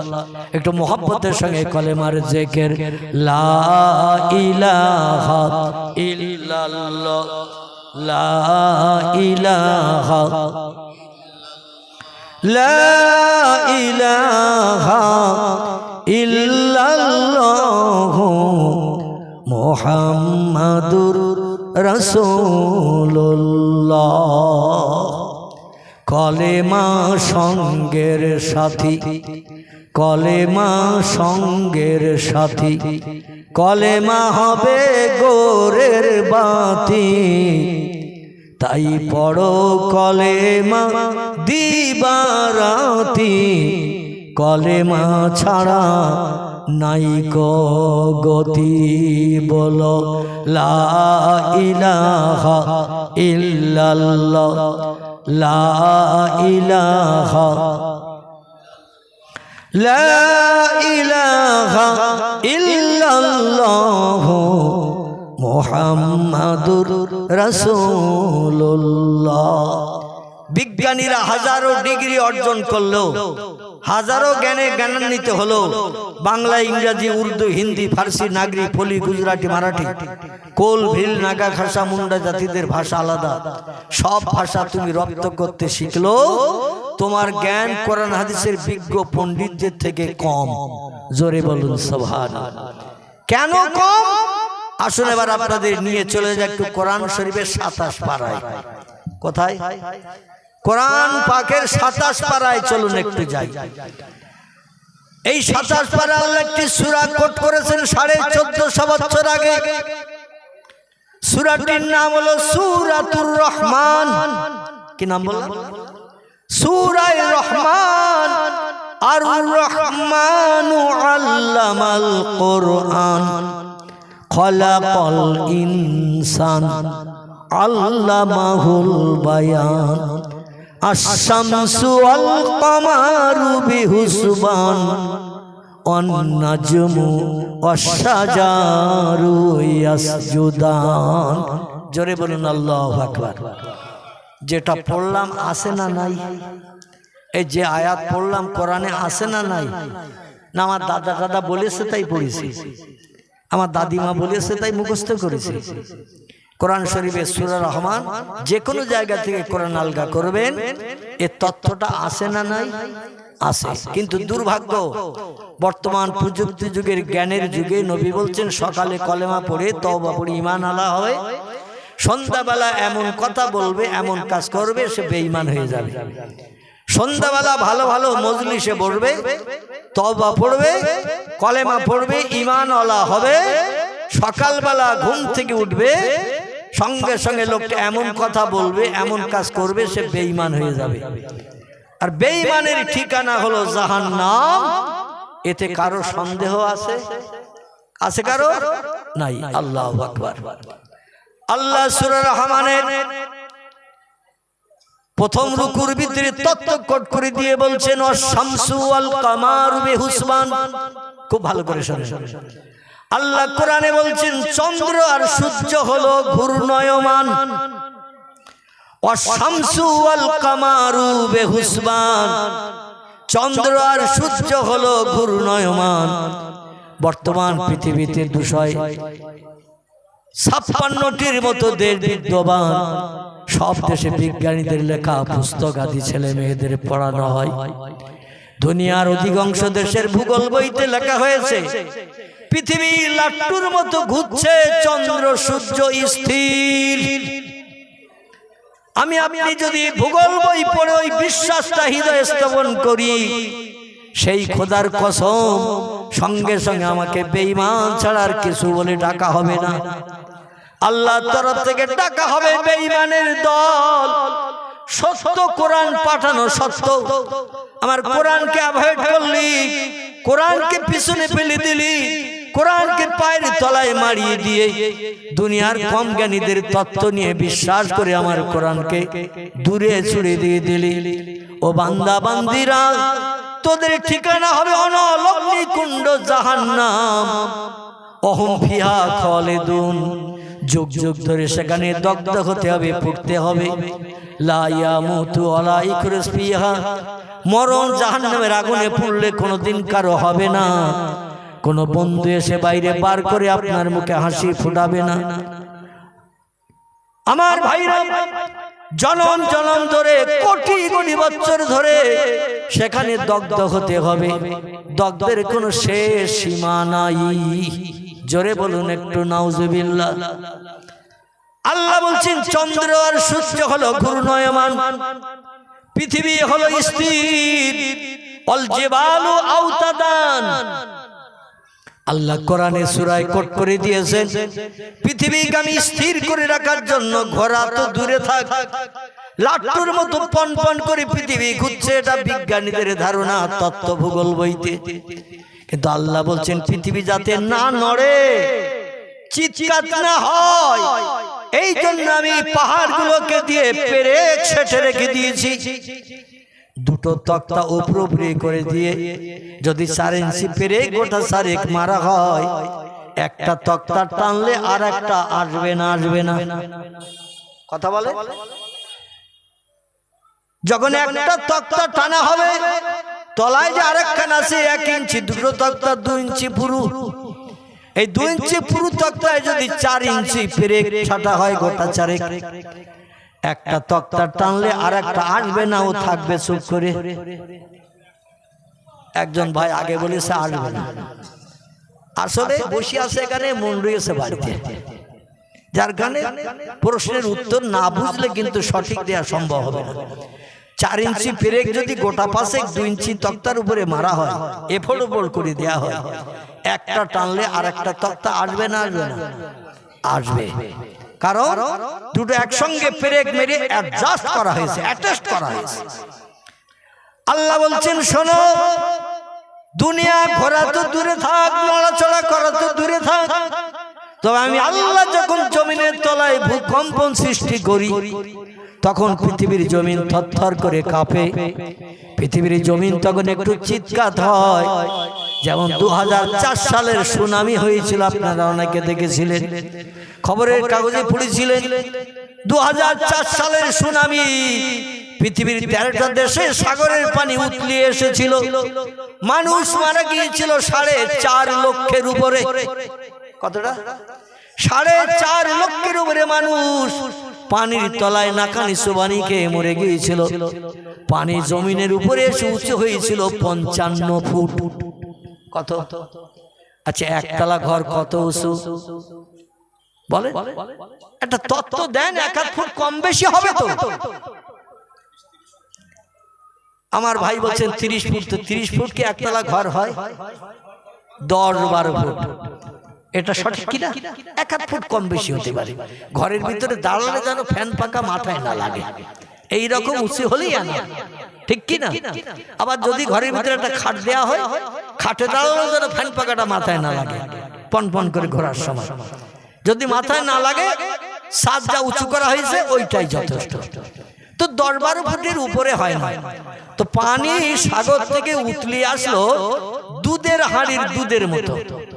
কিসের হাঁড়ি বললাম? দুধের হাঁড়িতে। একটা হাঁড়িতে যদি 5 কেজি পানি দিলে কানা কানা হয়। খুব ভালো করে বুঝবেন, একটা হাঁড়িতে 5 কেজি পানি দিলে হাঁড়িটা ভর্তি হয়ে কানা কানা পানি হয়ে যায়। ওই হাঁড়িতে যদি 8 সের দুধ দেওয়া হয়, কতটা বললাম? 8 সের, হাফ কেজি মনে করুন। সেরের প্রচলন এখনকার ছেলেরা বুঝবে না, এটা আগে চলতো। শের বাটকারা পোয়া চলতো না, এখন 100 থেকে 10 হয় 1 কেজি, এটা আমরা ভালো বুঝি। তো মনে করেন হাফ কেজি দুধ, ওই 5 লিটার পানি দিলে হাঁড়ি ভর্তি হয়। এই রকম হাঁড়িতে হাফ কেজি দুধ দেওয়া হয়েছে। তে দুধ কানা কানা পর্যন্ত হবে তো? আল্লাহু আকবার। এ দুধ হাঁড়ির তলায় থাকবে না, কানা কানা পর্যন্ত হবে। মানে হাফ সের দুধ দিয়েছে, হাফ কেজি দুধ, 5 সের পানি দিলে কানা কানা হয়। হাফ সের বা হাফ কেজি পানি দিছি, দিলে হাঁড়ির তলায় থাকবে না, কানা কানা হবে? কানা কানা হবে নাকি? না না, উতলোর কথা এখন বলছি না। পানি দিলাম হাফ কেজি, এখন হাঁড়িতে হাফ কেজি পানি দিলে কানা কানা পর্যন্ত হবে না, তলায় থাকবে। আল্লাহু আকবার। এইটা জিজ্ঞাসা। আচ্ছা, এই তলায় থাকবে যে পানিটা, হাফ কেজি দিয়েছি তাই। এইবার যদি হাঁড়িটা উনানে চাপানো হয়, উনানে চাপিয়ে যদি কাঠ দিয়ে আগুন জ্বালানো হয় হাঁড়ির তলায়, ও দুধ ফেপে ফুলে কানা পর্যন্ত হবে কি হবে না? শুধু তাই না, আগুন জ্বালানো যদি বন্ধ করা না হয়, হাঁড়ির দুধ আর হাঁড়িতে থাকবে, বরং সমস্ত দুধ উতলিয়ে সব বাইরে গড়িয়ে যাবে। ঠিক না ভুল? আল্লাহ বলেন, হাঁড়ির দুধে আগুন দিলে যেমন উতলিয়ে হাঁড়ি ভরে যায়, এমনকি আগুন বন্ধ না করলে বাইরে উতলিয়ে গড়িয়ে সব পড়ে যায়, হাঁড়ি খালি হয়ে যায়। আমি আল্লাহ শুধু বলি কুন ফায়াকুন, সঙ্গে সঙ্গে যেটা বলি সেটা হয়। জোরে বলুন সুবহান। আল্লাহ বলেন, 9টা ধানের চাল কটা গুনে নাও, ও পৃথিবীর মানুষ গুনে নাও। তোমরা ধারণা করো জ্বর হয়, সাগরের কানা কানা পর্যন্ত পানি ওঠে না, ভাটা হয় আবার একেবারে তলা পর্যন্ত যায় না, কিছুটা পানি রয়ে যায়। তো আমি আল্লাহ যদি হুকুম করি, ওয়াইন মিন শাইইন ইল্লা ইউসাব্বিহু বিহামদিহি, যত সৃষ্টি দেখতে পাও, যত সৃষ্টি দেখতে পাও না, সব সৃষ্টি আমি আল্লাহ আমার নামের জপ জিকির করে। যারে যা বলি তারা তাই শোনে, আমার হুকুমের খেলাফ কোনো সৃষ্টি করে না। জোরে বলুন একটু সুবহান। আল্লাহ বলেন, পানি সাগরের পাড়ের কানা থেকে 3 ফুট তলা পর্যন্ত পানি, শুধু জোয়ারে উঠলে হবে না। আজকের জোয়ারটা ভোর 4:45টার সময়। কটা বললাম? ভোর 4:45টা। এখন আজান হচ্ছে 5টায়, ফজরের আজান, ঠিক কি না? তো তারও আরো 15 মিনিট আগে। তখন রাত থাকে না, থাকে না, অন্ধকার থাকে না, থাকে না। শীতকালে, কি কালে? শীতকালে 2004 সালের ডিসেম্বরের 26 তারিখ। কথা বললাম? 2004 সালের ডিসেম্বরের 26 তারিখ এই সুনামি জলোচ্ছ্বাস হয়েছিল। 13টা দেশের মানুষ পানির তলায় নাকাল চোবানি খেয়ে 4.5 লক্ষের মতো মানুষ মারা গিয়েছিল। পানি সাগর থেকে উতলিয়ে এসে পাহাড় টপকিয়ে গাছপালাগুলো তলিয়ে দিয়ে 5 তলা বিল্ডিং পর্যন্ত 55 ফুট পানি উঁচু হয়ে 5 তলা বিল্ডিং তলিয়ে দিয়ে স্রোত এত জোরে চলে গেল, সকালবেলা যারা সুগারের কারণে একটু হাঁটাহাঁটি করছিল ওরা প্রথম ঢুকে গেল। 2 নম্বরে যারা সাইকেল চালিয়ে মিল কলকারখানায় কাজে যাচ্ছিল ভোরবেলা, তারা 2 নম্বরে ডুবে গেল। 3 নম্বরে যারা মোটর বাইক চালিয়ে যাচ্ছিল বিভিন্ন কলকারখানায় কাজ করতে, মোটর বাইক ওয়ালারা চলে গেল। 4 নম্বরে যারা দ্রুতগামী এক্সপ্রেস বাসে করে যাচ্ছিল, দূরে 2-4 ঘন্টা দূরে রাস্তা, সেখানে ডিউটি করতে যাচ্ছিল, বাসগুলো পর্যন্ত তলিয়ে গেল। কারণ পানির গতিবেগ ছিল 150 কিলোমিটারের উপরে ফোর্স। কতটা বললাম? 150 কিলোমিটার উপরে ফোর্স। একটা মোটর বাইক জোরে গেলে 80-90 কিলোমিটারে যায়। দ্রুতগামী বাস গেলে, সৌদি আরবের দেশে আমি দেখেছি বাস চাপতে, যখন মক্কা থেকে মদিনায় বাস যাচ্ছে 160 কিলোমিটার বেগে ড্রাইভার গাড়ি চালাচ্ছে, পা দুটো স্টারিং এ বাঁধিয়ে সিটে কাটিয়ে দিয়েছে। খোদার কসম, যেটা বাস্তব দেখেছি সেটা বলছি। ফাঁকা রাস্তা, ঘর বাড়ি কিচ্ছু নাই, ফাঁকা জায়গায় গাড়ি ছেড়েছে ড্রাইভার, এই পিছনে সিটে হেলান দিয়ে পা দুটো উঁচু করে স্টারিং এ বাঁধিয়ে রেখেছে। পা একটু নাড়াচাড়া দিচ্ছে, সেদিকে একটু ঘুরিয়ে যাচ্ছে। 160 কিলোমিটার বেগ। কত বললাম? Mile metre. ড্রাইভারের পাশেই বসেছিলাম আমি, অধম দেখলাম 160 কিলোমিটার গতিবেগের কাঁটা চলে গেছে। তাও স্টারিং হাতে ঘুরোচ্ছে না, পা বাঁধিয়ে ঘুরোচ্ছে। কারণ ওয়ান ওয়ে রোড, একই রাস্তায় গাড়ি চলে, একই রাস্তায় গাড়ি আসে। আমাদের কলকাতায় যেমন Delhi road, Bombay road one way road হয়েছে না, পাঞ্জাব রোড, এই রকম রোডে কোনো রাস্তায় কোনো গাড়ি যাবে না, যার রাস্তায় সেই যাবে। আচ্ছা, 100 কিলোমিটার বেগে আমাদের এদিকে রাস্তায় যদি গাড়ি চলে, যাত্রীদের হসপিটালে জায়গা ধরবে? কথা বলেন একটু। 100 কিলোমিটার বেগে আমাদের রোডে যদি গাড়ি চলে, হসপিটালে যাত্রীদের জায়গা ধরবে? গাছতলায় সরিয়ে রাখতে হবে। আল্লাহ বলেন পানি 150 কিলোমিটারের উপরে বেগে চলতে থাকো, কোন আন্ডা বাচ্চা যেন আজকে রেহাই না পায়। আল্লাহ পারে না, পারে না, আল্লাহ পারিয়ে দিলেন। কি আল্লাহর কুদরতি মহিমা! একটা বাচ্চা ছেলে আনন্দবাজার কাগজে বর্তমান প্রতিদিনে লিপিবদ্ধ করেছিল তথ্যবিদেরা, সাংবাদিকেরা। ছেলেটির নাম হলো মোহাম্মদ রেজাল। কি নাম বললাম? মোহাম্মদ রেজাল নামের একটা ছেলে ইন্দোনেশিয়ার জমিনে মসজিদে ফজরের নামাজ পড়তে গিয়েছিল। জোরে বলুন একটু সুবহানাল্লাহ। মুয়াজ্জিন চাচা আযান দিয়েছে, বাড়ির আপনজন নামাজ পড়তে যায়, তাদের সঙ্গেই মসজিদে নামাজ পড়তে যায়। ছেলেটির বয়স হলো 9 বছর। ক বছর? 9 বছরের বাচ্চা ছেলে, নাম তার মোহাম্মদ রেজাল। দাদার সঙ্গে হাত ধরে গেছে মসজিদে, প্রতিদিন যায় নামাজ পড়তে, দ্বিধাবোধ করে না, কোনোদিন মিস করে না। প্রয়োজনে কোনোদিন দাদা তার ডেকেও নেয়, রেজাল ওঠ, আজান হয়ে গেছে। মসজিদের মোহাম্মদ হৃদয়ে তৈরি হওয়ার কারণে ও দাদার হাত ধরে যায়, আবার নামাজ শেষ করে বাড়ি চলে আসে। মসজিদে জামাতে নামাজ হয়ে গেছে। দেশটির নাম হলো ইন্দোনেশিয়া। কি নাম বললাম? ইন্দোনেশিয়া মুসলিম দেশ। আমার ভাইরা, নামাজ শেষ হয়ে গেছে, কেউ বা বসে বসে তাসবিহ পড়ছে, কেউ বা বসে বসে মসজিদে দরুদ শরীফ পড়ছে, কারণ এখনো সকাল হয়নি। ফজরের জামাতে নামাজ হয়ে গেল 10-20 মিনিট, এখনো নামাজের সময় থাকে না, থাকে না। জামাতে নামাজ হয়ে গেল 10-20 মিনিট সময় থাকে।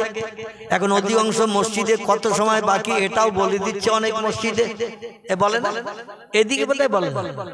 আলহামদুলিল্লাহ, এ বলাটা উত্তম, ভালো। কারণ অনেকে মাইকে যখন হাঁকে তখন ঘুম ভাঙে, আজান যখন দেয় শয়তান তাল পাতার পাকার হাওয়া দিয়ে ঘুম পাড়িয়ে রাখে, আজান শুনতে পায় না অনেকে। কিন্তু মাইকে যখন ঘোষণা দেয় অনেকের ঘুম ভেঙে যায়, তাড়াতাড়ি উঠে পেশাব পায়খানা সেরে অন্তত নামাজটা আদায় করার জন্য দৌড়াদৌড়ি ছোটাছুটি করতে থাকে, তাড়াতাড়ি কাজ মেটাতে থাকে। শেষ টাইমে হলেও নামাজটা আদায় করে। জোরে বলুন সুবহানাল্লাহ। রেজাল্ট আর কি করবে, কোরআন পড়া জানে না, তাসবিহ তাহলিল ততটা তার মুখস্থ হয় নাই, তো আর করবে কি?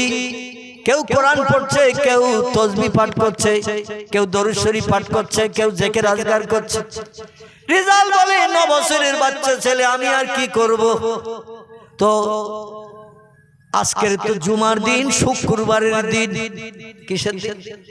জুমার দিন, শুক্রবারের দিন।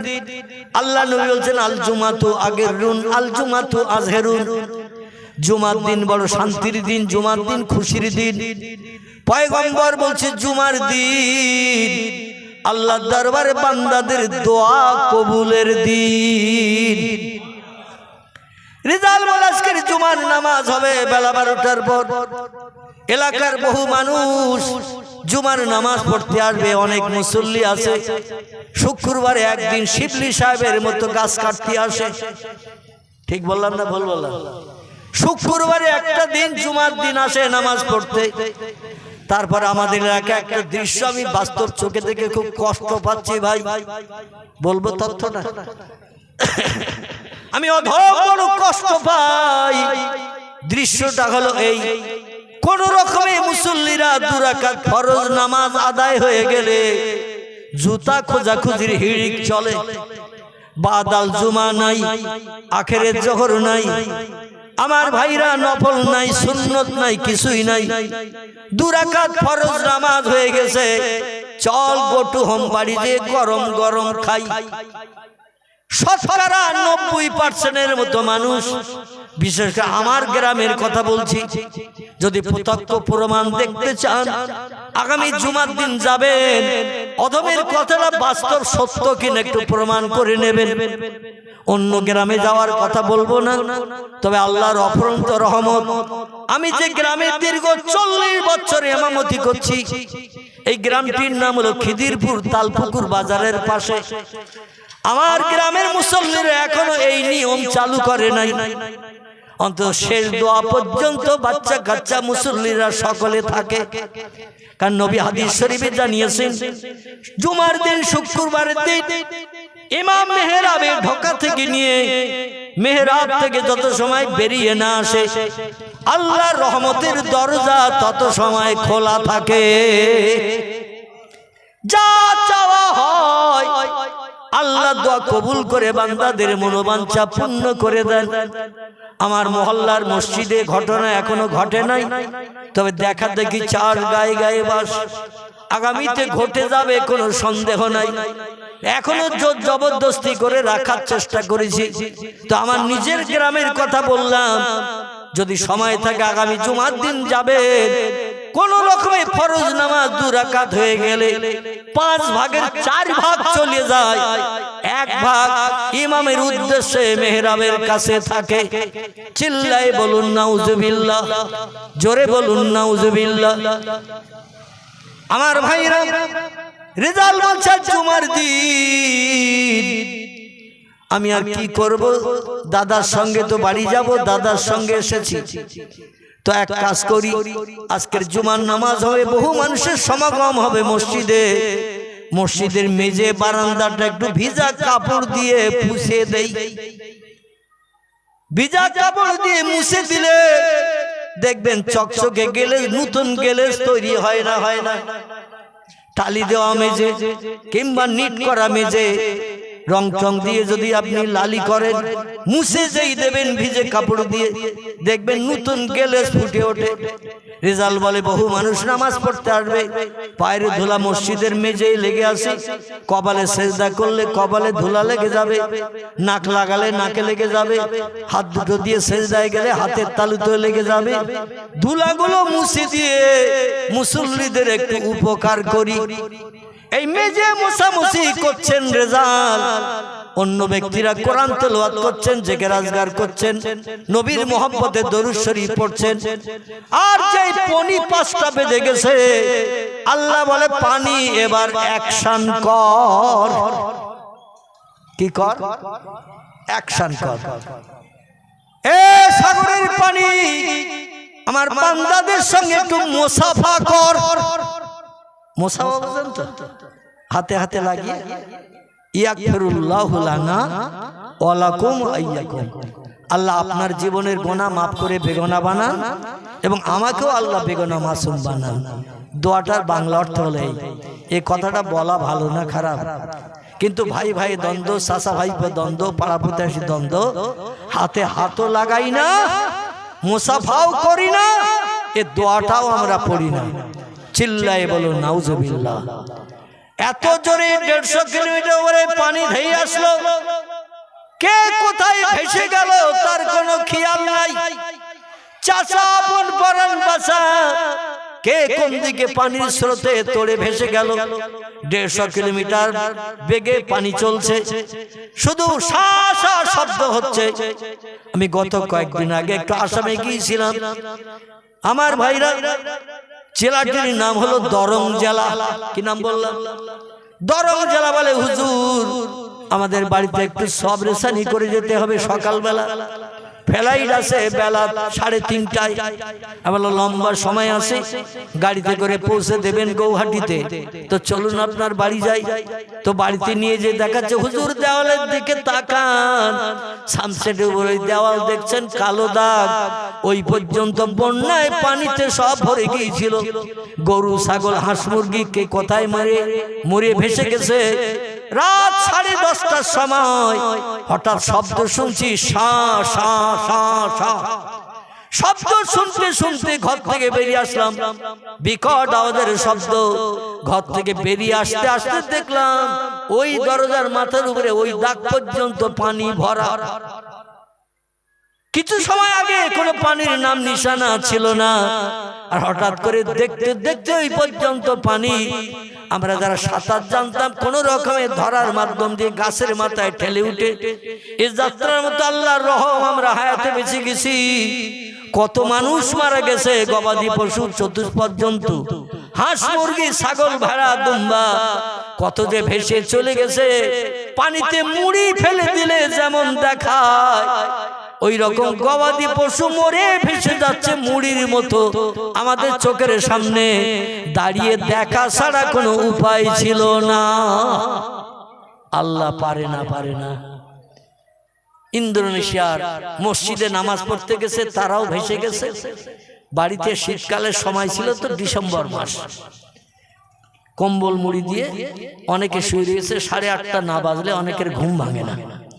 আল্লাহ বললেন ওই কম্বল মুড়ি দিয়ে থাকা অবস্থায় কমপ্লিট হবে। আমার ভাইরা, এক মুহূর্তের ভিতরে 5-7 মিনিটের ভিতরে আল্লাহ পাক 4.5 লক্ষের উপরে মানুষ, সরকারি হিসাব, বেসরকারি হিসাবে আরো বেশি হবে না কম হবে। সরকার হিসাব সবসময় একটু কম দেয়, তার কারণ প্রত্যেকটি মরা মানুষের মাথা পিছু দিতে হবে 1 লাখ বা 2 লাখ। হিসাব বেশি দিলে সরকারের তহবিল খালি হবে না, হবে না। যত হিসাব দেবে তত লোকের তো টাকা দিতে হবে। এই জন্য একটু মরার হিসাবটা সরকার, ট্রেন অ্যাক্সিডেন্ট হোক, বাস অ্যাক্সিডেন্ট হোক, এরোপ্লেন অ্যাক্সিডেন্ট হোক, একটু খবর কম দেয়। খবর দিল 4.5 লক্ষ, বাস্তবে কত মারা গেছেন আল্লাহই বেশি জানেন। ঠিক না ভুল? 8 দিনের মাথায় খবরের কাগজে ফটো দিয়ে দিল। বর্তমান আনন্দবাজার প্রতিদিন কাগজে সাংবাদিকরা হেডলাইনে লিখে দিয়েছে প্রথম পৃষ্ঠায়, রেজালের আল্লাহ রেজালকে বাঁচিয়েছে। অধিকাংশ সাংবাদিক হিন্দু, অধিকাংশ সাংবাদিক ভিন ধর্মাবলম্বী বিধর্মী, কিন্তু তারা আল্লাহর নামটা খবরের কাগজের হেডলাইনে প্রথম পৃষ্ঠায় বড় বড় করে লিখতে ভোলে নাই। 8 দিনের মাথায় রেজাল হায়াতে বেঁচে গেল। জোরে বলুন একটু সুবহানাল্লাহ। কিভাবে বাঁচলো? পানির স্রোত তাকে মসজিদ থেকে বার করে নিয়ে সাগরে নিয়ে চলে গেছে, যেখানকার পানি সেখানে চলে গেছে। রেজালও ভাসতে ভাসতে চলে গেছে।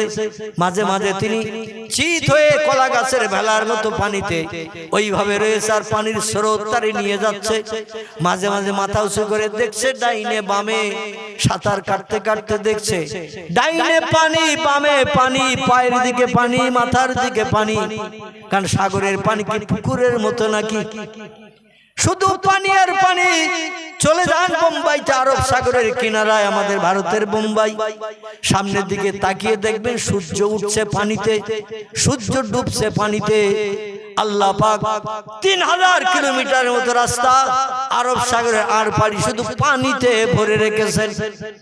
সাগরের পানিতে মাথা উঁচু করে শুধু পানি আর পানি দেখে। রেজাল বলে আল্লাহ আজ 8 দিন কিছু খাই না, কোন খাবার নসিবে জোটে না, একটু পিপাসার পানি পান করতে যাই। সাগরের লবণাক্ত এত তীক্ষ্ণ নোনা পানি, গালে দিলে মাথা পর্যন্ত এমন করে সিড়িক মেরে ওঠে, মাথা পর্যন্ত যন্ত্রণা হয়ে ওঠে। এত লবণাক্ত পানি, পানিও পান করে পিপাসা নিবৃত্তি করতে পারি না। খাবারের তো কোনো সন্ধান নাই। দেখতে দেখতে 8 দিন হয়ে গেছে। কদিন? 8 দিন হয়ে গেছে। আল্লাহ বলছেন ইন্নাল্লাহা ইয়ারযুকু মাইয়াশাউ বেগৈরে হিসাব। জোরে বলুন একটু আল্লাহু আকবার। আল্লাহ বলছেন আমি আল্লাহ যারে রিজিক দান করি, বান্দা নিজেও কল্পনা করে জানতে বুঝতে পারে না কিভাবে কোথা থেকে আমার জন্য খাদ্য পরিবেশিত হলো। জোরে বলুন একটু সুবহানাল্লাহ। কোরআনের কথাটা ঠিক না ভুল? আল্লাহ যারে খাদ্য দেন ও বান্দা নিজেও বুঝতে পারে না। আচ্ছা আমি একটা তথ্য দেই, কাল সকালবেলা কি খাবো বলতে পারবো? কাল সকালবেলা আমি আপনি কি খাবো বলতে পারবো? তাও বলতে পারবো না। আল্লাহ আমাদের জন্য রিজিক 40 দিন আগে ঠিক করে রেখেছে। জোরে বলুন একটু সুবহানাল্লাহ। কদিন আগে? তিরমিজি শরীফের হাদিস। নবী বলছেন বান্দা আজকের যেটা খায় 40 দিন আগে আল্লাহ ওটা ঠিক করে রেখেছে। দিনের দিন সবাই খাবার চাবে, আর পরিবেশন করতে যে ভিড় ভাট্টা হবে, দুশ্চিন্তায় পড়বো আমি ওটা পছন্দ করি না। তাই আজকের যেটা খাবে 40 দিন আগে ঠিক করে রাখি, সময় হলেই পরিবেশিত হবে। জোরে বলুন সুবহান। আমার ভাইরা, জাপান জার্মান থেকে তেরান আসছে, তেরান ইন্দোনেশিয়ার জমিনে বেশি মানুষ মারা গিয়েছিল ইন্দোনেশিয়ায়, মুসলমানদের দেশে। কারণ ইন্দোনেশিয়া সাগরের ধারে পিকনিক স্পট বানিয়েছিল, লজ বানিয়েছিল সাগরের ঢেউ আর পানির তরঙ্গ দেখার জন্য। সেইখানে ইন্দোনেশিয়ার সরকারি তরফ থেকে বড় বড় ধনী মানুষেরা, আমাদের দিঘায় যেমন সমুদ্র সৈকতে বাড়ি টাড়ি আসে না নাই, এ কথা বলে কেউ জাননি দিঘায়? আমি প্রোগ্রাম করতে যে বাস্তবে দিনের বেলা গাড়ি নামিয়ে দিলাম সাগরের চরে, আমার 4 চাকা গাড়ি নামিয়ে দিলাম সাগরের চরে। নেমে কাছে লুঙ্গিও তো থাকে আমাদের কাছে সব সময় ব্যাগের ভিতরে, একটা গামছাও আমি নিয়ে গিয়েছিলাম। সাগরের চরে গাড়ি নামিয়ে দিয়ে সাগরে নেমে যে গোসল করে, 3 জন ব্যক্তি গাড়িতে ছিলাম। গোসল করে আসতে যে দেখি গাড়ির কাছাকাছি পানি প্রায় উঠে গেছে, মানে জোয়ার চলছে। এমনি দেখলে বোঝা যায় না, মুহূর্তের ভিতরে পানি অনেক দূর ঠেলে ওঠে। জোরে বলুন একটু সুবহানাল্লাহ। আমার ভাইরা, যেটি আমি আপনাদের কাছে বলতে চাইছিলাম, বিদেশ থেকে ত্রাণের খাবার আসে ইন্দোনেশিয়ায়। ওদের দেশের ব্যবসায়ীরা ব্যবসা করার জন্য সাগরের চরের কাছে বিল্ডিং বানিয়েছে, লজ বানিয়েছে। আর যুবক যুবতীরা যায় ওই সব সাগরের চরে লজ ভাড়া করে থাকে। যেমন ব্যভিচার তেমন মদ খাওয়া, চরিত্র নষ্ট করার কারখানা হলো দিঘার সমুদ্র সৈকত। এমন করে কপিল মুনির আশ্রম, আমার ভাইরা ফুলডুবি হয়ে কপিল মুনির আশ্রম আমাদের কাকদ্বীপ হয়ে যেতে হয়। আমি অধম সাগরের চর পর্যন্ত গিয়েছি কপিল মুনির আশ্রম পেরিয়ে যে। এখানে শুধু চরিত্র নষ্টের কারখানা, লজগুলো বাড়িয়ে রেখেছে মানুষেরা, আর হাজার হাজার টাকা নিয়ে ওখানে যুবক যুবতীদের থাকার সুযোগ করা হয়। দুনিয়ার সব ধর্মাবলম্বীদের জন্য সম্ভব, তাদের মদ খাওয়া হারাম নয়, সুদের ব্যবসা করা হারাম নয়, চরিত্র নষ্ট করা তাদের কাছে মামুলি ব্যাপার, কিন্তু আমাদের কি ওটা করা সম্ভব? আল্লাহ বলে মুসলমান দেশ, শতকরা 90% মুসলমান যে দেশে বাস করে, আর সেই দেশের চরিত্র নষ্টের কারখানা বানিয়ে টাকা আয় করছো। 9টা ধানের চাল কটা দেখিয়ে দেব তোমাদের। আমার দুনিয়ায় বাস করবে, আমার নেয়ামত খাবে, আমার অনুদান, সংসার জীবনে বিবি বাচ্চা নিয়ে সুখ ভোগ করতে যে চরিত্র নষ্ট করে পশুর মতো আদর্শ তৈরি করবে। ইন্না বাতশা রাব্বিকা লাশাদীদ। আল্লাহ বলছেন আমি যখন ধরি তখন জমে ধরা ধরি, আমি একটু ছাড় দেই, তবে একেবারে বান্দাদের ছেড়ে দেই না। ঠিক না ভুল? আল্লাহ যে আমি ছাড় দেই কিন্তু একেবারে ছেড়ে দিই না। যখন আমি ধরি জমে ধরা ধরি, শস্য দানা পরিমাণ সাহায্য পাবে না। জোরে বলুন নাউজুবিল্লাহ। বিদেশি জলজাহাজ ত্রাণের খাবার আনছে ইন্দোনেশিয়ায়। হঠাৎ দূর থেকে লক্ষ্য করে দেখে একটা নারকেল গাছ পানিতে ভেসে যাচ্ছে। কি গাছ? নারকেল গাছ। দেখবেন পানিতে ছেড়ে দিলেও ভাসে, কলা গাছ যেমন ভাসে, সজনে গাছ ভাসে, বাঁশ ফেলে দিলেও ভাসে, ভাসে না? ভাসে। ওই রকম নারকেল গাছ ভেসে যাচ্ছে পাতা সমেত। পানির তলে স্রোতে নারকেল গাছ উপড়ে যে পানিতে ভাসতে ভাসতে সাগরে চলে গেছে। আর রেজাল ওই সাগরের পানিতে চিত হয়ে শুয়ে রয়েছে। হঠাৎ গায়েকে ধাক্কা দিল, জানো, বলে কোন কুমির জলস্থি আমারে খেতে এসেছে নাকি। এর মাথা উঁচু করে তাকিয়ে দেখে নারকেল গাছের পাতা ওর গায়ে লেগে ধাক্কা লেগে পাশ দিয়ে স্রোতে চলে যাচ্ছে। রেজাল বলে আল্লাহ তুমি সাহায্য করেছো, কত সময় সাঁতার কেটে পানিতে ভেসে থাকবো। হাত পা গুলো তো অবাস হয়ে আসছে, আর চলতে চায় না। 8 দিন হয়ে গেল, আল্লাহর কত সময় এইভাবে থাকবো। আল্লাহ বলে সাহারা দিয়ে দিলাম, ধর। ইউসুফ নবীকে যেমন জিবরিল আমিন কুয়ার তলায় ডানা বিছিয়ে দিয়ে ইউসুফ নবীকে উঠিয়ে নিয়েছিল, ওই রকম আল্লাহ পাক রেজালের হাতে নারকেল গাছের ডাটা পাতা ধরিয়ে গাছের 2 দিকে পা দিয়ে ঘোড়া চাপার মতো চুপ করে বসে রয়েছে। ওই 9 থেকে 10 বছরের বাচ্চা ছেলেটি, আর চতুর্দিকে তাকাচ্ছে শুধু পানি আর পানি। এমন সময় জাহাজ আসছে ত্রাণের খাবার, রুটি গুড় মুড়ি নিয়ে।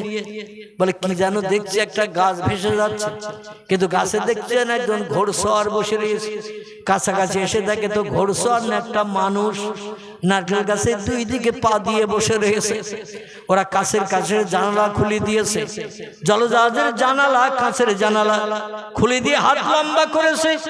8 দিনের অনাহারা ক্ষুধার্ত রেজাল সঙ্গে সঙ্গে হাতে হাত লাগিয়ে দিয়েছে। জাহাজের মানুষেরা, নাবিকেরা তারে তুলে নিয়েছে, নিয়ে বলছে তোমার বাড়ি কোথায়? বলে বাড়ি ইন্দোনেশিয়ায়। বলে তোমার নাম কি? বলে আমার নাম মোহাম্মদ রেজাল। বলে কতদিন আছো পানিতে? বলে সুনামি হয়েছে যতদিন। ওরা গণনা করে দেখলো 8 দিন সুনামি হয়ে গেছে, জলোচ্ছ্বাস। তারপরে আমি সাগরের পানিতে শুধু চিত হয়ে ভাসছিলাম, পানির স্রোত আমারে নিয়ে যাচ্ছিল। হঠাৎ এই গাছটা আমার গায়ে ধাক্কা মেরেছে স্রোতে যেতে। আমি তাই গাছটা গতকাল বিকালবেলা পেয়েছি, সেখান থেকে এই গাছটা চেপে আসি আর শুধু সাগরের পানি দেখছি। ওরা বলে ইন্দোনেশিয়ার বাচ্চা রেজাল, চিড়ে আছে, গুড় আছে, মুড়ি আছে, ত্রাণের খাবার আছে, 8 দিন তুই রোজায় আছিস? বলে না। বলে একটু পানি পান করবো, তাও সাগরের নোনা পানি খেতে পারি না। বলে যত পারিস পানি খা, যত পারিস চিড়ে গুড় মুড়ি খা, তাছাড়া বাড়তি খাবার তো আমাদের কাছে নাই। চল ইন্দোনেশিয়ার ডাঙায় তোরে তুলে দিয়ে আসি। জোরে বলুন একটু সুবহানাল্লাহ। সাংবাদিকেরা ফটোগ্রাফ করে খবরের কাগজের প্রথম পৃষ্ঠায় হেডলাইনে লিখে দিল, রেজালের আল্লাহ রেজালকে বাঁচিয়েছে। জোরে বলুন একটু সুবহানাল্লাহ। তাহলে আল্লাহ পারে না? পারে না?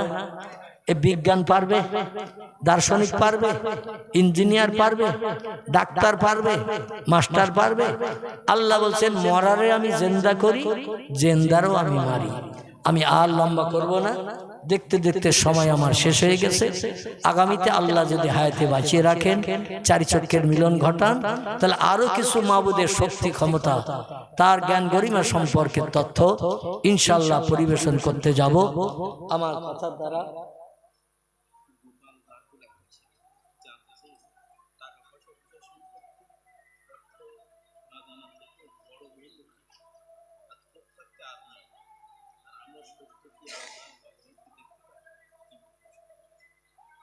প্রথমটা কি লিখেছে?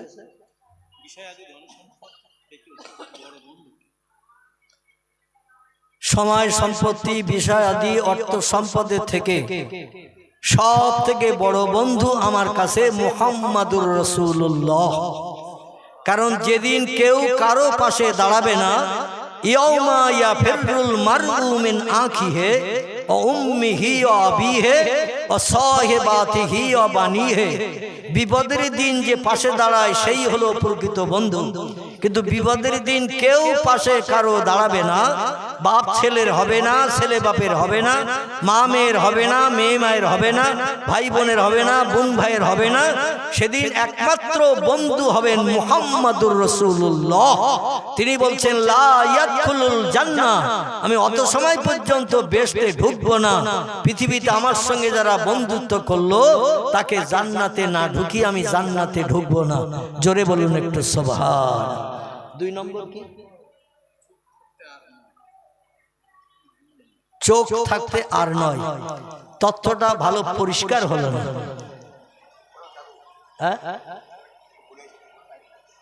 চোখ থাকতে আর নয় মানে এটা কি বুঝাতে চাইছে?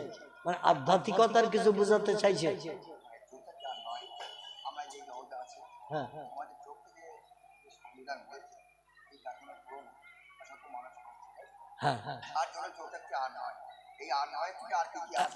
বেশ বুঝতে পেরেছি।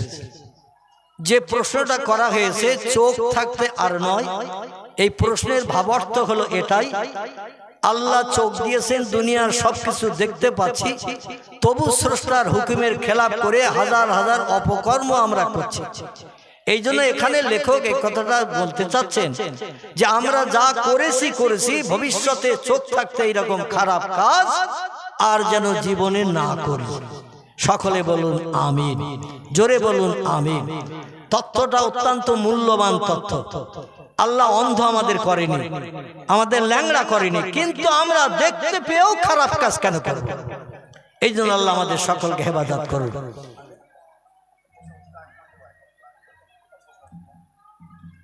কি লেখা আছে প্রথমটা? আমি বললাম ও সোনা দানা গহনা গাঠি, হ্যাঁ, বন্ধু বান্ধব স্ত্রী স্বামী সব থেকে আপন বড়কে। আমাদের ধর্মীয় মতে সব থেকে আপন বন্ধু আল্লাহ নয়, স্রষ্টা নয়। কারণ হাসরের মাঠে আল্লাহ কাহার জব্বার নাম নিয়ে মেজাজ গরম করে বান্দাদের কৃতকর্মের প্রতিফল দেবেন। সেদিন কারো জন্য বাড়তি শস্য দানা পরিমাণ বাড়তি ফ্যাসিলিটি হবে না, কারো জন্য শস্য দানা পরিমাণ বিপদে ফেলা হবে না। যে যেমনটা আমল নিয়ে যাবে আমলের প্রতিদান তার হাতে হাতে দেখিয়ে দেয়া হবে। একজন ব্যক্তি বন্ধু হবেন, তিনি হলেন মুহাম্মাদুর রাসূলুল্লাহ। এই বিপদের দিন তিনি আমাদের মুখে হাসি ফুটাবেন। জোরে বলুন একটু সুবহানাল্লাহ।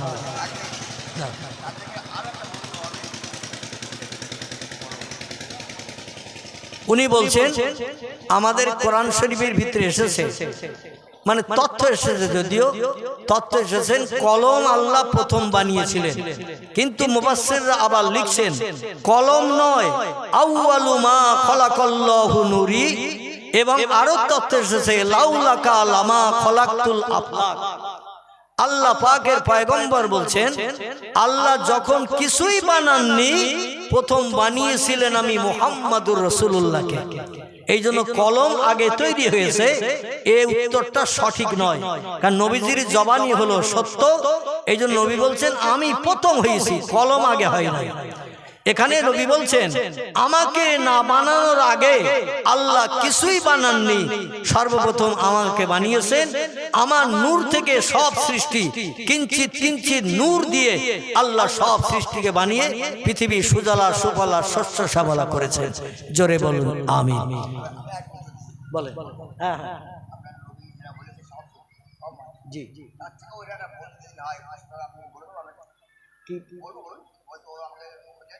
হ্যাঁ বলেন।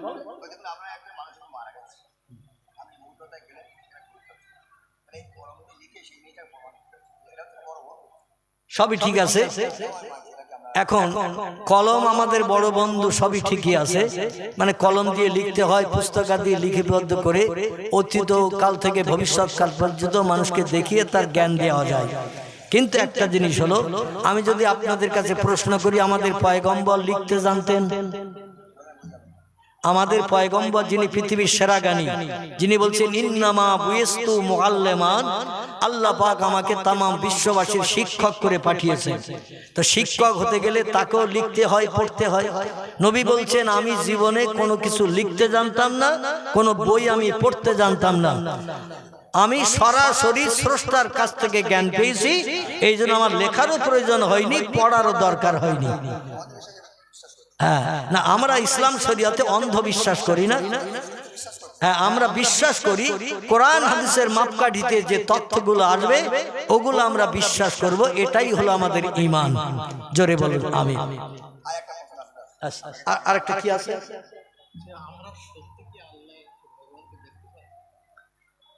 আমার ভাইরা, এই প্রশ্নটার অনেক লম্বা উত্তর আছে, ঠিক আছে আমি ছোট্ট করে বলছি। আল্লাহ বলছেন লা তুদরিকুল আবসার, তোমরা আমাকে দেখতে পাবে না। কোরআনের ভাষা, লা তুদরিকুল আবসার, তোমরা আমারে দেখতে পাবে না, তবে পৃথিবীর নিদর্শন আদি দর্শন করো। কুল সিরু ফিল আরদ ফানজুর কাইফা কানা আকিবা। আল্লাহ বলছেন ঘরের বারান্দায় বসলে আমার সম্পর্কে তোমরা অভিজ্ঞতা অর্জন করতে পারবে না। ঘর ছাড়ো, বাইরে বেরিয়ে যাও, দুনিয়ার দৃশ্যের দিকে দৃষ্টি নিক্ষেপ করো, তাহলে আমি যে একজন মালিক আছি না দেখলেও তোমরা বিশ্বাস করতে অভ্যস্ত হবে। জোরে বলুন সুবহানাল্লাহ। আল্লাহ বলে আমারে দেখতে পাবে না তাই বলে আমি নাই, এরকম অবিশ্বাস যেন করিও না। এমন কিছু সৃষ্টি আমি পৃথিবীতে বানিয়েছি, সারা জীবন অতীত থেকে ভবিষ্যৎ সে জিনিসটা দেখতে পাবে না, কিন্তু জিনিসটা আছে, এটা তোমরা বাস্তবে প্রমাণ করতে পারবে। যেমন হাওয়া, কি কথা বলে, হাওয়া এ অতীত কাল থেকে নিয়ে ভবিষ্যৎ কাল পর্যন্ত হাওয়ার রং কালো না সাদা, লাল না হলুদ, নীল না গোলাপি, এখনো পর্যন্ত তথ্য দিতে পেরেছে? আমরা চোখে দেখতে পাই না, তাহলে হাওয়া দেখতে পাই না যেমন বিশ্বাস করি, আল্লাহকেও দেখতে পাই না তেমন বিশ্বাস করি। পৃথিবীতে একজন ব্যক্তি আল্লাহকে দেখেছেন, তিনি হলেন সাইয়্যিদুল আম্বিয়া রাহমাতাল লিল আলামিন, যার মধুর নাম আল্লাহ কোরআনেই কোট করেছেন মুহাম্মাদুর রাসূলুল্লাহ সাল্লাল্লাহু আলাইহি সাল্লাম।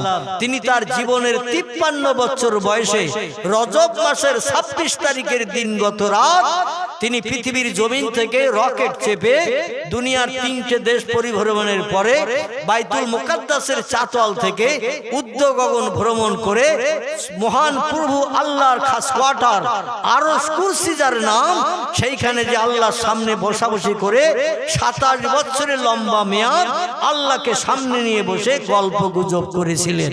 জোরে বলুন একটু সুবহানাল্লাহ। এছাড়াও পৃথিবীর কিছু আল্লাহওয়ালা আল্লাহ প্রেমিক খোদাভক্ত মানুষেরা অন্তরের চোখে আল্লাহকে দেখেছেন, যেমন মনসুর হাল্লাজের নাম এসেছে। কার নাম? মনসুর হাল্লাজের নাম আল্লাহকে দেখেছেন। যাই হোক, আমার সময় শেষ, একটু যেতে হবে সেই ক্যানিং নদীর ওপারে। ভাই আমি দুটো প্রোগ্রাম করি, খুব খুব খুশি হলাম, হাত দেবেন, খুব খুশি হলাম। এরকম কিছু তথ্য জানার জন্য কোনো ব্যক্তি প্রশ্ন রাখলে আমরা খুব খুশি হই, আমরা খুবই সন্তুষ্ট হই, কারণ মানুষ সঠিক তথ্য নিয়ে সুপথে চলবে, এটা মানুষের জন্য এনাফ, যথেষ্ট। যাই হোক, আগামীতে আল্লাহ তৌফিক দিলে আরো কিছু তথ্য পরিবেশনের চেষ্টা করব। আমার কথার দ্বারা কারো অন্তরে আঘাত, দুঃখ, ব্যথা যদি লেগে থাকে, ভাই হিসাবে বা আপন সন্তান হিসাবে হিসাবে সন্তানের তুল্য তো এখন আমি আর নই, কারণ আমার বয়স দেখতে দেখতে 64 পেরিয়ে গেছে। কত বললাম? 64 পেরিয়ে গেছে। অদমের